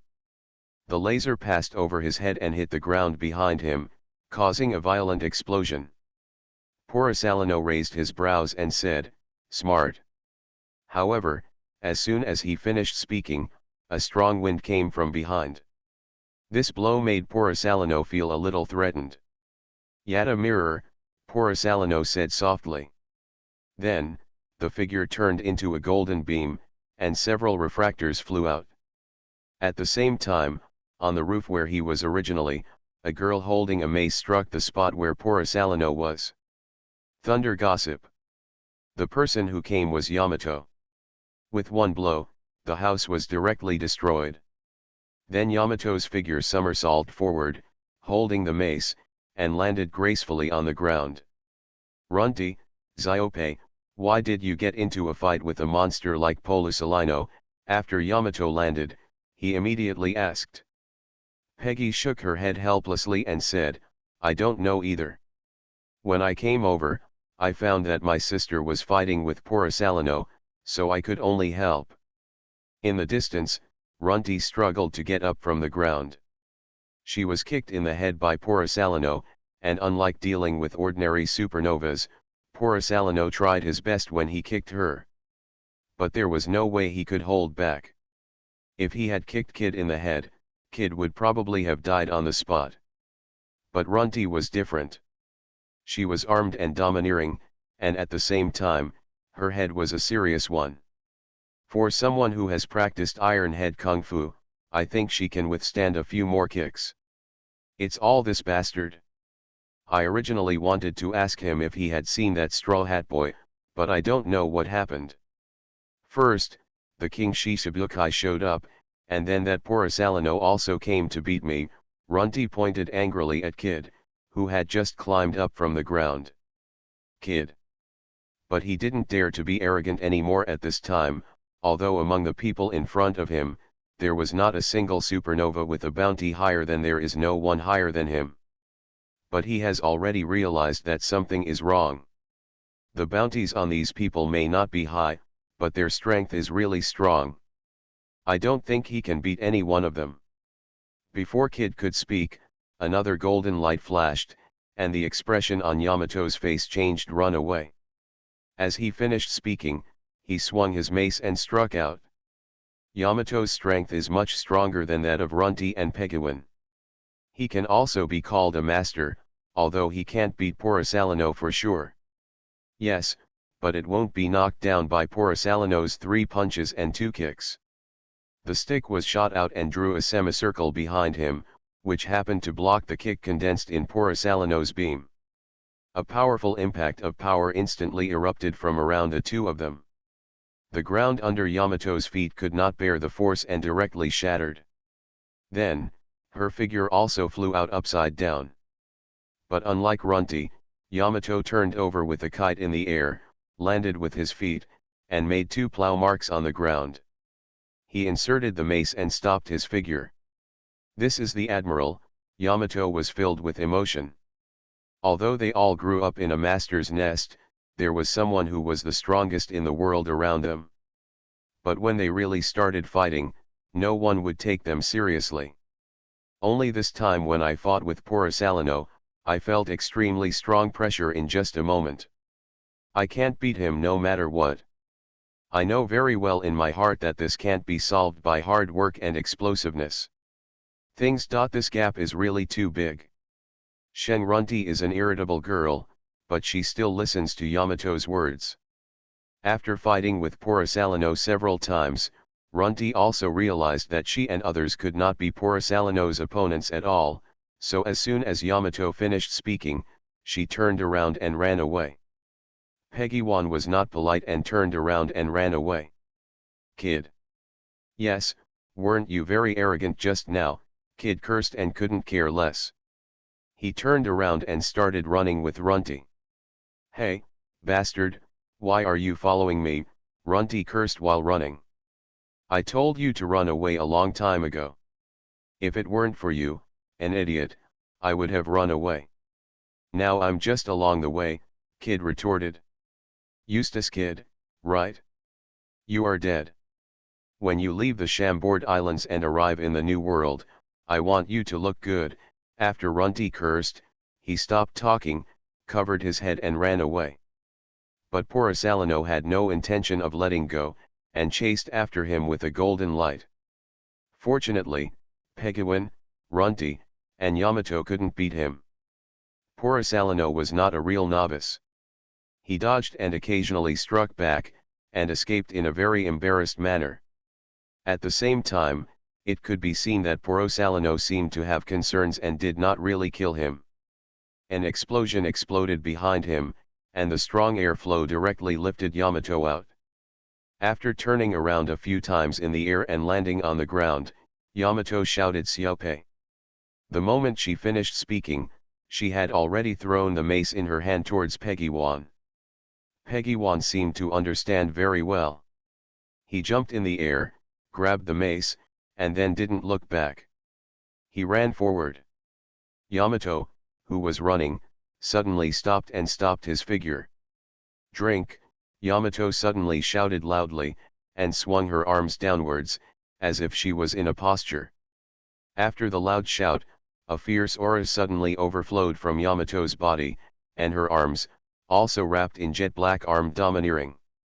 Ghost dance Ryuchiki's hands, Yamato said with a hint of evil in his eyes. As the words fell, Yamato's figure suddenly disappeared from the place. The next moment, she appeared beside poor Asalino, with domineering power in her hands. The palm hit poor Asalino's waist. Shave. No. Is it faster than Shabu? Porosalino thought with some surprise. But he was faster. The moment Yamato's palm fell, Porosalino had already disappeared. Then, he saw powerful energy erupting from Yamato's hand. Go out, like an air cannon, blowing a big hole in the house in the distance. Ghostly, Porosalino was even more surprised. There are very few people who use ghost energy. Generally speaking, monks and swordsmen like to use this kind of power. I didn't expect this Yamato to do the same. And it made Porosalino feel even more strange. What is also familiar is that this Yamato seems to be stronger after throwing away the mace. This feeling, this inexplicable sense of familiarity. Ah, Orgrim, Porosalino suddenly understood where this strange sense of familiarity came from. Everyone knows that Orgrim is rampant in the world with his invincible warhammer. But he has actually fought against Orgrim, and only those who have fought in a real battle understand that. Orgrim holding a warhammer is not really powerful. Orgrim fighting empty-handed is his strongest state. This Yamato has obviously learned from him. What's Orgrim's bad habit? One by one, since the weapon is not strong enough, then don't use it in the first place. Is it fun to pretend to be a pig and eat the tiger? Yamato did not stop after missing a blow. He raised his arms back and forth, stamped his feet violently, and shouted in a low voice, "Drink." This posture feels a bit like fishman karate. With a stomp, the ground was directly crushed by Yamato's powerful force. Then the force of the counter-shock came, and Yamato's figure disappeared on the spot again, and pounced on Poro like a ghost. Salino. But again, Porosalino's speed has always been unmatched by anyone. Although Yamato's speed is fast, he can't keep up with Porosalino. But this time, Porosalino, instead of avoiding it, he locked his eyes on the target and kicked out. Yamato's palm hit Porosalino's kick. Another powerful force burst out and collided together. There was a hint of surprise in Porosalino's eyes, but it didn't look like he was exerting much effort. On the contrary, Yamato's arms were trembling slightly, and the ground under his feet was shattered by the strong pressure. You deserve to be Kaido's daughter, and you deserve to be someone who grew up with Orgrim. Your strength is enough to be proud of your contemporaries, Porosalino said with some emotion.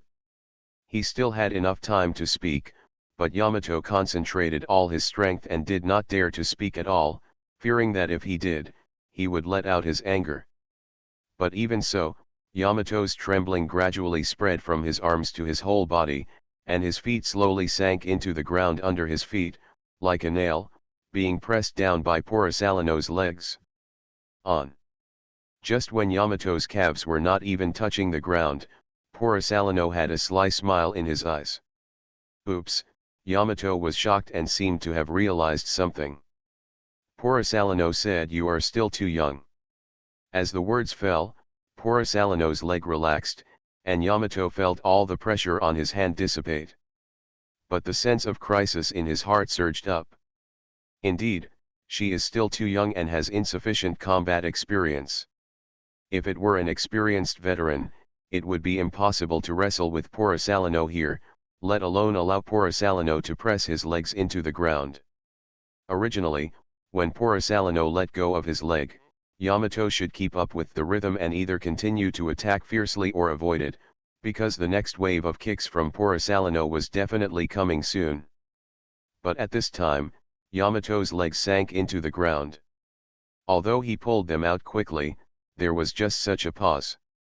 Before she could react, a golden light flashed, and Yamato was directly kicked in the waist by Porosalino. His whole body was like a cannonball, grazing the ground and scratching out. He couldn't help but say, spurt out a mouthful of blood. Got one. Porosalino reached out and touched his chin. At the same time, he picked up a laser on his fingertips and was about to hit Yamato's embarrassed figure. But at this moment, he hesitated a little, the marshal's order. At this moment of hesitation, the unique coating mucus on the ground of the Shampoo Islands began to surge. This is, Poor Salino turned his head in confusion.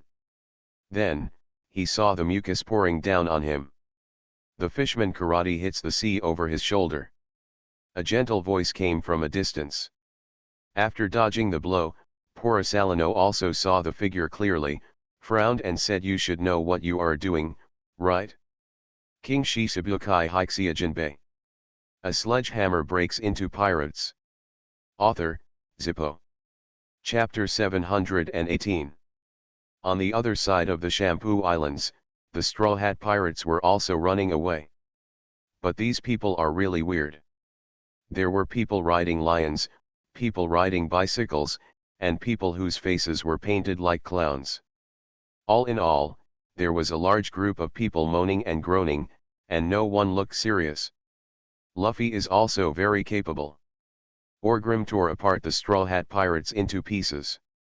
He was able to hook up with Bucky the Clown, and the two went from being bitter enemies to becoming good brothers. Then he found Usopp and Sanji as his friends in the East China Sea. In the end, there was a big misunderstanding with Sauron and Kuina in Rog Town, and he was chased and slapped by Sauron and Kuina all the way to the Shampoo Islands.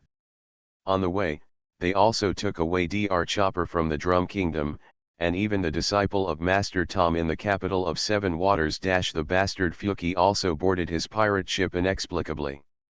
The only regret is that this group of people did not go to the Devil's Triangle to find trouble with Moria. Therefore, Skeleton Brook did not appear by Luffy's side.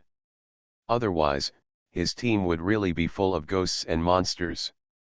Different from the original story, in the original story, Luffy took the elite route, and except for a few friends, he had no other brothers at all. But this time, the first person he came into contact with was Bucky, a veteran in the Grand Line. Bucky's group of younger brothers all followed Luffy. At this 237 moment, Bucky was running next to Luffy, and he was also very angry. "Luffy, tell me if you are mentally ill. I have already told you that you must be careful on the Shampoo Islands and not cause too much trouble. The King of the Night, Kazguro's Orgrim, almost died there. Here you are, how dare you fight the celestial dragons here? Okay, now, the Navy Admiral's plan has arrived. Just now the King Shisabukai appeared. I'm afraid it's going to be so fierce," Bucky complained as he ran. A Bartholomew Bear suddenly appeared over there just now. He didn't even say a word when he came up and just started fighting with them. If it weren't for a sick DJ, Pu suddenly sang a song in the distance, and if he insisted on provoking that Bartholomew Bear, they would all be put to rest. While Pu was doing trouble over there due to the DJ sound, Bucky took Luffy. "Run away quickly. The ship has not been coated yet, and there is no need to go to the Shampoo Islands. Hurry up and hide in the sea. Offending the Tianlong people is not that simple. The Navy Admiral will most likely hunt them down. I know that there is a Devil's Triangle Sea area not too far away from the Shampoo Islands. It is foggy all year round and few people dare to go in. It seems that there is a King's Shisabukai hidden in it, but there is nothing scary about that guy. I'm very lazy. As long as you don't provoke him, there won't be any danger. Let's go hide in the fog first and come back after the storm has passed." Bucky thought for a while and then said. Luffy had not met the Admiral yet. Although he encountered many setbacks along the way, he never really encountered the kind of obstacles that were difficult to overcome. Therefore, he wasn't afraid at all. After hearing Bucky's words, Luffy said with a smile, "Don't be afraid, right? The Shampoo Islands are so big, we just need to find a place to hide. There may be secret treasures in the Devil's Triangle," G suddenly said. "Yeah? Then go for it." Adventure, Luffy changed his tone without hesitation after hearing this. Bucky has figured out Luffy's character, which is why he can get along with Luffy now.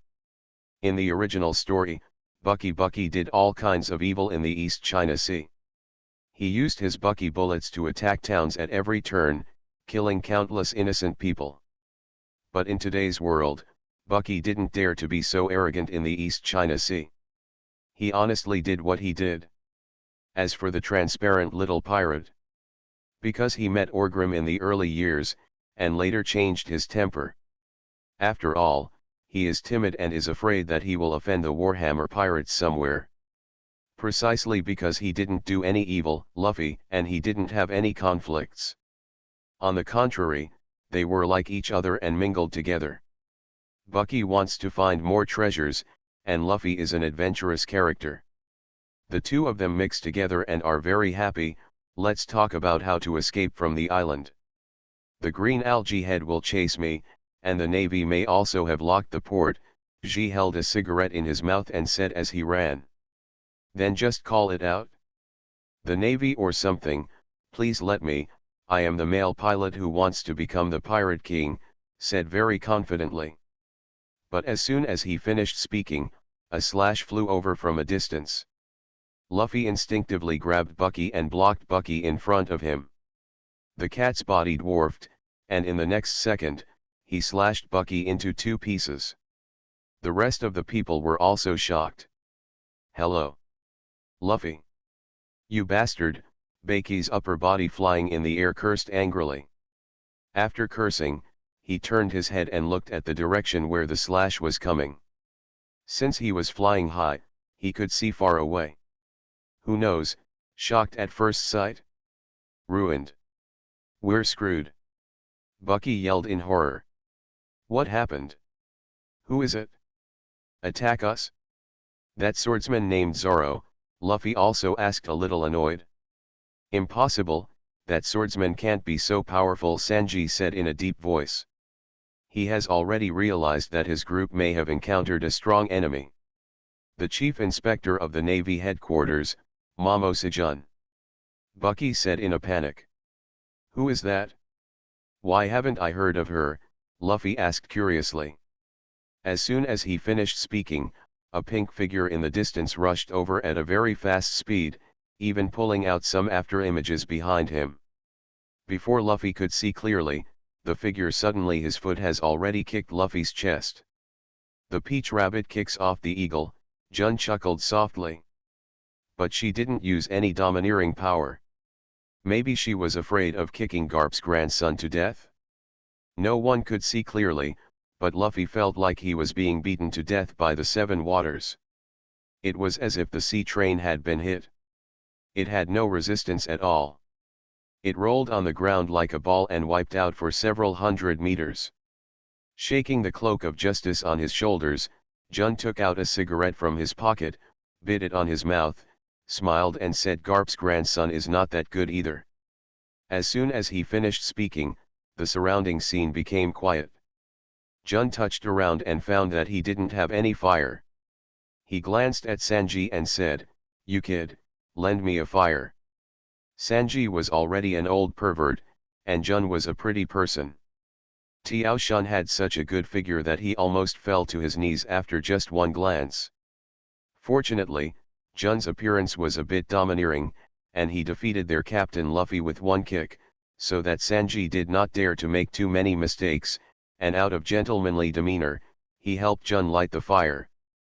After ordering, Sanji thought for a while and added, smoking is harmful to health. I think. Before he could finish his words, Jun slapped Sanji away with his backhand and said, "Kid, are you teaching me how to do things?" At the same time, Jun kicked Sanji away just now. Luffy also ran back. He was fine. Jun didn't use the power of haki. He was a rubber man and was not afraid of being hammered. Hey, where did you come from? Are you the admiral? Luffy asked aggressively. The Pakis on the side were almost frightened. Jun smiled, exhaled a puff of smoke from the corner of his mouth and said, "You're right, I am indeed an admiral, but I would rather can you call me chief inspector." What kind of inspection does not supervise? Luffy shook his arm, getting ready to take action. In his mind, there is no distinction between men and women, let alone the option of showing mercy to women. Seeing the boy's fearless appearance, Jun smiled again and said softly, "Didn't Garp teach you common sense?" "Grandfather," Luffy frowned slightly, but he didn't care so much. He hit Jun with a rubber fist and said, "I don't need his teaching. He only wants me to be a marine, but I want to be the pirate king.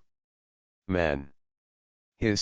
Call, Jun exhaled a puff of smoke very calmly and tilted his head slightly to avoid Luffy's blow.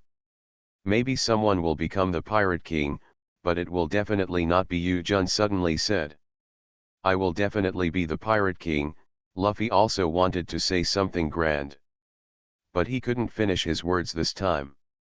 Jun's figure appeared in front of him like a rabbit on the run, with an armed and domineering aura on his knees, and a bottom-up attack directly hit the road. Faye's chin knocked Luffy into the sky.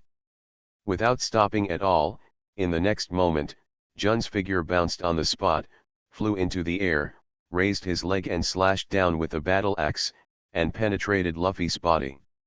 "Don't be so arrogant as to say these words. If a guy like you could become the Pirate King, it would be the biggest insult to my obsession of more than 20 years, Jun growled angrily. Not good. Sanji also came to his senses at this time. He exerted force under his feet, and his figure flew into the air. He kicked Jun's kick as if he wanted to block the blow. But it was useless. His kicking was learned from red-footed Tetsuo, but even though Tetsuo had also been to the Grand Line, his strength and level, that's all. Anyway, it can't be compared to Jun. Not to mention Sanji. As he kicked forward, Sanji's expression changed. Then, severe pain came, and he could feel that his leg bones were cracked, or even broken. Without the slightest resistance, Jun flew out with a kick and hit Luffy. The two of them were hammered to the ground. After landing, Jun slowly exhaled a stream of smoke and said, "I feel bored now when I see you brats who don't know the heights of the sky." After saying that, Jun glanced around with evil eyes, frightening the people around him to take a few steps back. Then, her eyes stopped on a person in surprise. "Who are you, Bucky?" 3.7 Jun suddenly spoke. The Baki was about to cry out of fear, and quickly waved his hands and said, "You recognized the wrong person, you recognized the wrong person." Jun frowned slightly. She was actually not sure, but this kind of thing didn't mean much. She was too lazy to pursue it. According to the Marshal, Luffy is actually not that important. As long as he saves face for Garp and doesn't kill him, it would be good to just capture him and take him back to Marineford, the headquarters of the Navy. As long as you don't do anything on this island that will cause a chain reaction and cause the war to break out in advance. So Jun thought, if that's the case, let's take Luffy away. He did it as soon as he thought of it, spit out the cigarette handle in his mouth on the ground, and stamped it out. Just as he was about to take action, Jun suddenly frowned. With a strong movement of her feet, her figure flew into the air like a rabbit in flight. The next second, a scorching breath, with rapid flames, turned into a huge fist, sweeping past the position where Jun was just now. After flipping twice in the air, Jun landed gracefully on the ground. He put one hand on Jinpura at his waist and said with a somewhat impatient brow, "Do you want to meddle in other people's business?" Fire fist. Portkas d'Ace. Sure enough, on the hill not far away, Ace was burning with flames in his hands, with a rebellious smile on his face. He held his hat in one hand and said, "This is not nosy, Grand Inspector Jun. That stupid boy over there, is my brother. You are listening to novels at Bless Up channel. Wish you happiness and luck. How do you feel about this novel? Please like and leave a comment." A sledgehammer breaks into pirates. Author, Zippo. Chapter 719. Bucky was relieved when he saw Ace appear. "It's not that I think Ace is so powerful that he can beat Jun or something. But I know that Ace joined the Evernight Pirates and is still a supernova. What's even more amazing is that the Evernight Pirates are under the Warhammer Pirates. The Navy generally doesn't dare to provoke the Warhammer Pirates. It feels much safer this way." He turned around and took another look, and found that Luffy had passed out. His jaw was swollen and he looked miserable. Sanji was not unconscious, but he was covering his leg with one hand and his expression was ferocious and painful. It seemed that he was seriously injured. After thinking about it for a while, Bucky didn't dare to delay any more and shouted, "Machi, ask your lion to carry them on their backs. Let's leave quickly." Machi reacted quickly and picked up the unconscious man. Luffy helped Sanji onto the lion's back, and then the group of people turned around and continued running. Jun glanced at it, moved his feet, and the figure rushed out. Ace's speed was not slow either. As soon as Jun moved, he pressed his palm to the ground. The ground was instantly engulfed in hot flames. A wall of fire extended out in the blink of an eye, covering the Straw Hat Pirates and the others. Jun is divided. Tisk, Jun smacked his lips in displeasure, and then said, "Ace, right? For the sake of your old man, and for the sake of that bastard Orgrim, I won't care about this with you. If you dare to do anything more, it's a small move, but don't blame me for turning against you." Ace looked carefree, but in fact, he was also very guilty. Jun. Not to mention that the strength of this female boss is at the top level in the world. If I remember correctly, she seems to be related to Master Chui. But at this moment, he couldn't let Jun chase him out no matter what he said.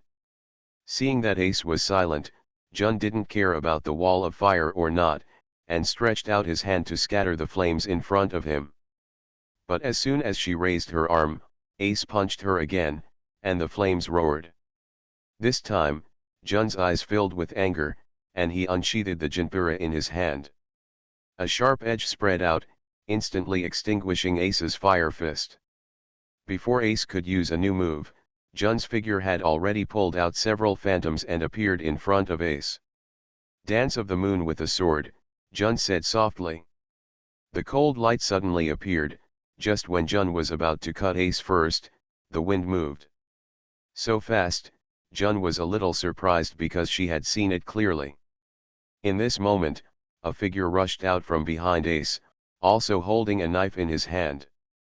The blade was half unsheathed, but it brought a strong wind. Clang!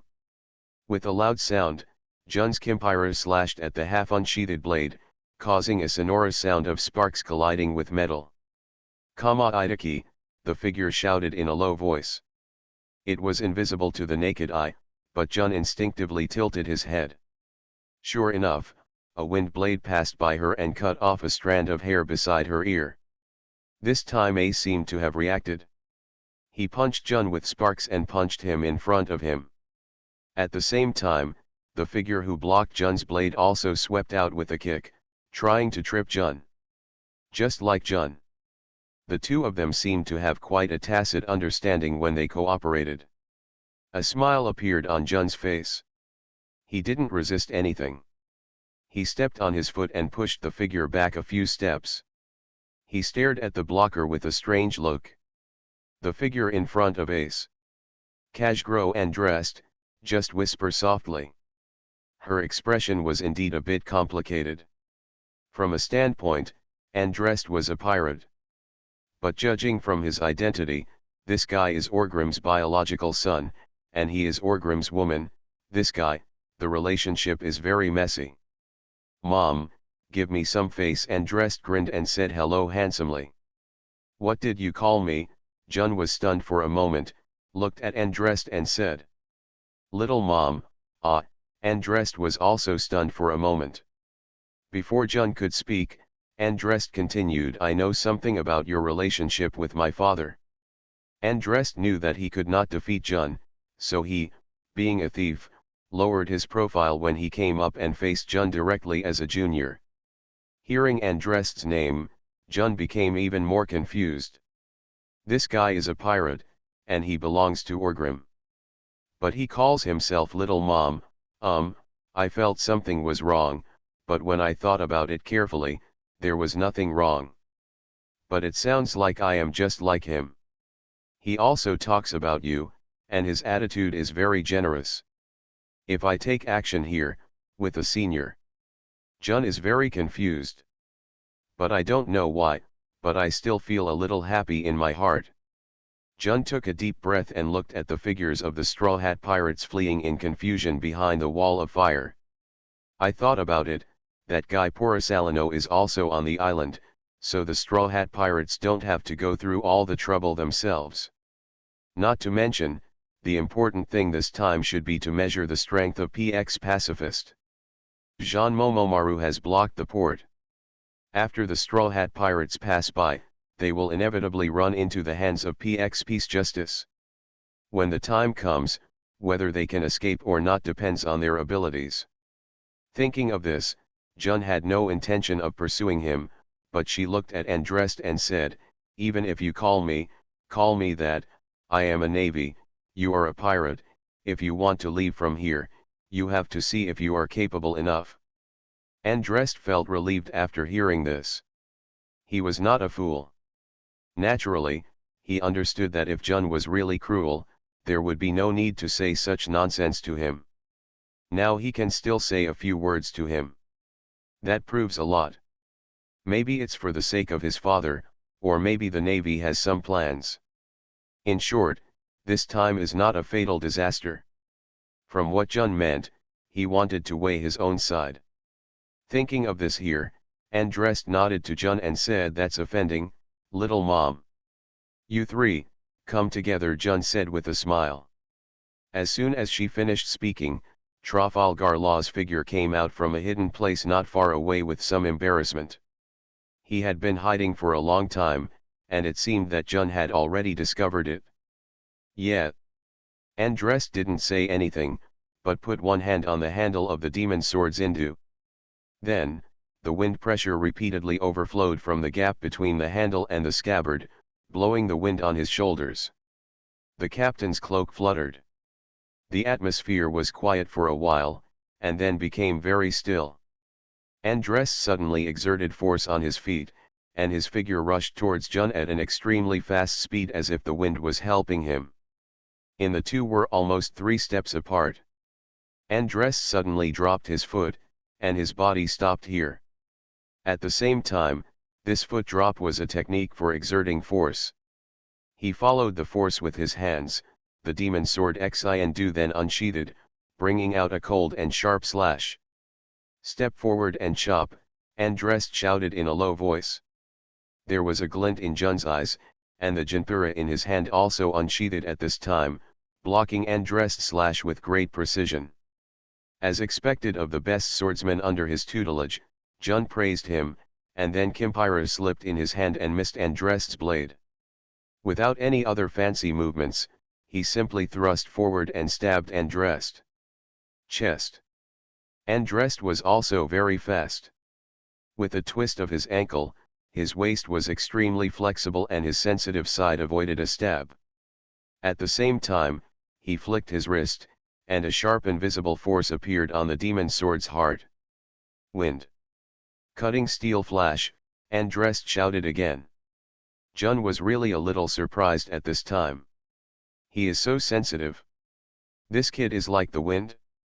Jinbulugo stabbed out, and it was too late to resist when he retracted it. But Jun didn't panic. He patted his waist with his other hand, and Kimpira's scabbard tilted up, just in time to block Andrest's steel-cutting flash. The blade and scabbard just happened. As soon as the contact came into contact, Andrest released another airflow in his hand. This airflow did not affect Jun. Instead, it wrapped Andrest's legs. Driven by the airflow, Andrest Ste bypassed the Kinpura in Jun's hand at an incredible angle, spun around in a circle, and at the same time slashed out the Shinto in his hand with one more blow. "Wind injury," Andreas said with a soft drink. This sudden change made Jun a little surprised. The Kinpura in his hand blocked upwards and directly blocked Andrest's slashing attack. But then, a sharp breath came from Andrest's hand. The heart overflowed. Continuous changes in moves finally forced Jun back 2 steps. In order to distance themselves, Jun took a few steps back. But Andrest looked unyielding, holding out several flower shadows from the center of his hand. He followed Jun's retreat with his feet and moved forward. He clung to Jun and refused to let Jun pull away. Ping ping pong, for a short time, with a moment, he fought with Andre Aster several times. The spark brought by the blade collision scattered from the two. Every time, Jun blocked Andrest's attack, Andrest would always find a new attack at the first opportunity. The angle at which he draws the knife and his technique are very strange, even tricky. Jun had never seen anyone wielding the sword like this in the kendo. Occasionally, he was very tricky once or twice, and it was already very unexpected. As a result, this kid almost never used the sword normally. In the distance, Ace and Trafalgar Law stood together, watching this scene. Is Andrest so powerful? Can you suppress the Navy's chief inspector? Ace said incredulously. Although his strength has grown a lot, he joined too late after all. Trafalgar Law's vision was higher and he said softly, how is it possible, that big inspector? He wasn't serious at all, he was just competing with Andrest in swordsmanship. After a pause, Trafalgaro said with some emotion, although I find it a bit incredible, Andrest is actually slightly better than the big inspector in swordsmanship. Ace was surprised. He said with a normal face he has learned swordsmanship from the first swordsman for more than 10 years. What's so incredible about this? But the great inspector of Jun is also a great swordsman who has been famous for many years, Trafalgaro said. But thinking about it carefully, it seems that Jun also has the same bad habits as Orgrim. She is not the strongest when holding the sword, the king's, but she is ridiculously strong when she puts down the sword. This shows that although she is a great swordsman, she is not just a swordsman. I have never seen Andrest use this kind of swordsmanship before. This must be the new swordsmanship he has developed by himself that he has been bragging about for a few days, right? He claims to be able to fight even if he faces Mr. Mihawk. What's coming? Ace said this and asked. He didn't give a name, but he called the essence of this swordsmanship to move with the wind and move with the blade, so you see, the angle at which he draws the sword, that's outrageous, Trafalgaro said. Outrageous, Ace was stunned for a moment, he didn't quite understand. Trafalgar Law was also stunned for a moment, looked at the knife in his hand, shook his head and said, you don't understand swordsmanship, it's normal if you don't understand. Andrest was playing faster and faster. There seemed to be sword shadows everywhere on his body, and he could strike from every angle. But he found that his style of fighting was getting worse and worse. It has no effect. Because Jun seems to have figured out his rhythm, no matter how he hits, he can be caught. He is indeed a great swordsman who has been famous for many years. I was still too fanciful to think that I could challenge the master with this kind of swordsmanship, not even my little mother, Andrest thought with some emotion in his heart. But he didn't know that Jun was also secretly admiring Andrest at this time. He deserves to be the son of Orgrim, and he deserves to be the apprentice of the #1 swordsman. During the same period, he probably has no rivals, right? This kind of swordsmanship would probably be too much for an experienced Navy lieutenant general. This is what I thought in Jun. A sledgehammer breaks into pirates. Author, Zippo. Chapter 720. After a little testing, Jun finally got a feel for Andrest. Not bad, no, it should be said to be very powerful. At his age, Jun had never seen a better seedling than him.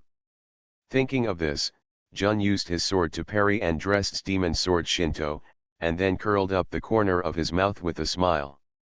As soon as Jin Palau was released in his hand, the famous sword came out of his hand and began to spin and dance in the air. At the same time, Jun's hands were also free. The slender white fingers brought out a dark domineering air. When Andrest saw the smile on Jun's lips, he felt something was wrong, but the Shinto in his hand had already been chopped out. With a clang, Jun's slender fingers tightly grasped Shinto's sharp blade. Andrest's slashing storm, which was like a violent storm, was also stopped by Jun at this moment. Can't move. After Zindu was pinched by those slender fingers, he didn't move at all. Realizing the change in the offensive, Andrest wanted to let go and return to defense, but in the end he took a step too late. "I love Peach Rabbit," Jun shouted in a low voice. He punched out with his other hand and hit Andrest accurately in the chest. Although Jun didn't go all out with this punch, it could be regarded as a heavy blow the moment the fist hit Andrest's chest. You could see Andrest's chest collapse inward, and then, 2 streaks of blood spilled from the corners of Andrest's 647 mouth. At the same time, the feet that were originally holding onto the ground also left the ground. Powerful energy came out of the body. It seemed that it was only then that the dull sound of being hit in the chest was heard. The next moment, Andre Ste's figure flew upside down like a cannonball. Trafalgar Law and Ace also moved while Andre Ste flew upside down. One on the left and one on the right, the two of them held each other. The three of them simultaneously resisted the force and took 3 steps back to block the punch. At the same time, Jinpiro flipped several times in the air. It fell firmly into Jun's hands. Jun did not draw the sword again, but instead put Kimpira into the scabbard very gracefully. In terms of swordsmanship alone, within 20 years, you are the person with the highest level of swordsmanship talent I have ever seen. You are worthy of being the disciple of the first swordsman Jorah Cormahawk, Jun said softly with a smile on his face. I don't know if it was an illusion, but Ace, Andrest, and Trafalgaro always felt that they saw relief on Jun's face. What does Andrest look like? At this time, Andrest also calmed down a little. When he was pressing down on Jun before, he felt that Jun was not serious. But he did feel a little restless in his heart, feeling that the cowhide was broken, and he was able to beat the top master who had been famous for many years, the Navy's chief inspector. The result was good. Before long, Jun's backhand made him realize the huge gap between the two. "Mom, you are too harsh," Andreas said with some frustration. At the same time, he rubbed the area on his chest where he had just been hit. "You can still feel the pain if you press it a little harder. It feels like the ribs are cracked." Jun didn't take any further action. Instead, he took out a pack of cigarettes from his pocket, knocked one skillfully and bit one on his mouth. Ace was a very discerning guy. After biting his cigarette in Jun, he snapped his fingers coolly. Then, Jun's cigarette was lit. Slowly blowing out a puff of smoke, Jun glanced at Ace and said, "Just because of your attitude, I won't argue with you about those things just now." After a short pause, Jun said again, "You have inherited the physique of that bastard of yours. Based on this, my move is not too heavy, right?" What Jun said is true, because Ender Lester felt that the injury on his chest was already recovering. Andres smiled bitterly, then moved his shoulders slightly without speaking. Jun exhaled another puff of smoke at this time and said, "I've said it all, you three can come together, let me see. What is the level of this generation?" Ace, Andrest, and the Telga looked at each other. Although neither of them spoke, Ace punched out fiercely. Next, powerful flames erupted from the arms, condensed into a huge fire fist, and attacked Jun. "Call." Jun slowly exhaled a stream of smoke, and at the moment when the scorching fist of fire was about to swallow her up, her arm moved. As if she casually swept it in front of her, a bit of frosty air emitted from her hand, and she slapped Ace's hot fire fist away. After the flame fist dispersed, Trafalgar Law and Ace attacked from the left and right under the scattered sparks. Ace's body was burning with fire, and he punched Jun fiercely. The ghost cry in Trafalgaro's hand was also unsheathed, giving off a gleam of cold light. Biting the cigarette with his white teeth, the corners of his mouth curled up slightly, and a slightly evil smile appeared on the face of Jun, the naval inspector. Ace and Trafalgar Law's attacks came down almost at the same time. But Jun didn't mean to be impatient at all. At the moment when Demon Cry slashed her, her waist suddenly lowered, and the blade brushed the ends of her hair. Then, Ace landed with a punch, and Jun's waist underneath, as if accumulating strength, he raised up at this opening and grabbed Ace's hot fist. The 5 fingers of the other hand are put together, like a knife, and struck from the bottom up. The fingertips instantly touched Ace's chin, and a surge of energy exploded. Ace's head was directly blown into scattered flames by this blow. Fortunately, Jun didn't use his haki power in this attack, otherwise Ace would have suffered a big loss even if he didn't die. While blowing Ace's head, Jun's waist was incredibly soft. Even with such wide open and close movements, it was still twisted 90 degrees. As his left and right feet changed positions, the powerful waist the long legs swept out. This time, Jun's kicks were more aggressive. He kicked Ace on the waist, and at the same time, the roundhouse kick didn't stop at all. It pressed Ace and hit Trafalgar Law directly. It was only then that the power of the kick burst out. This blow swept away Ace and Trafalgar Law. It was too late, but it was too soon, from when Trafalgar Law's blade brushed the tip of Jun's hair, to when the two of them were kicked out by Jun.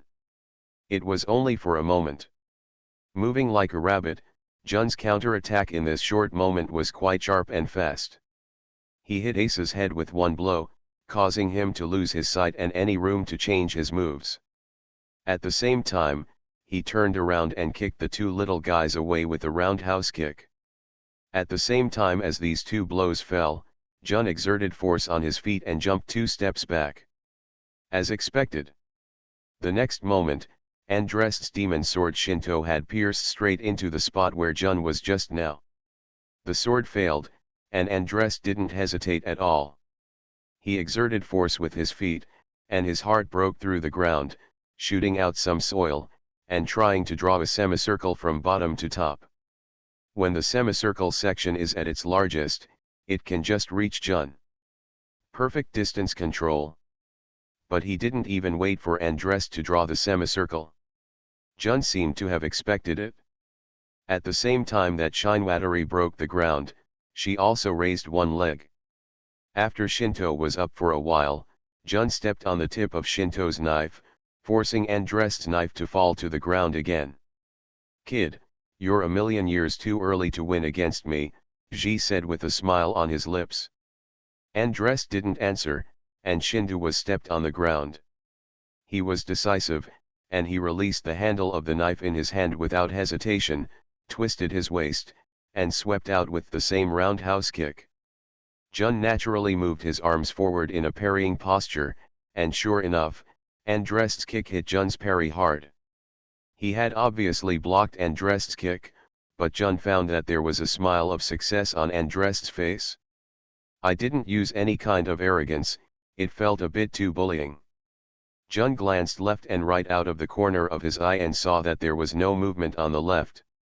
On the right, Ace and Trafalgar had just stood up. Where does the so-called success come from? Before she could figure it out, she saw Andrest's trouser leg pressing on her arm move slightly.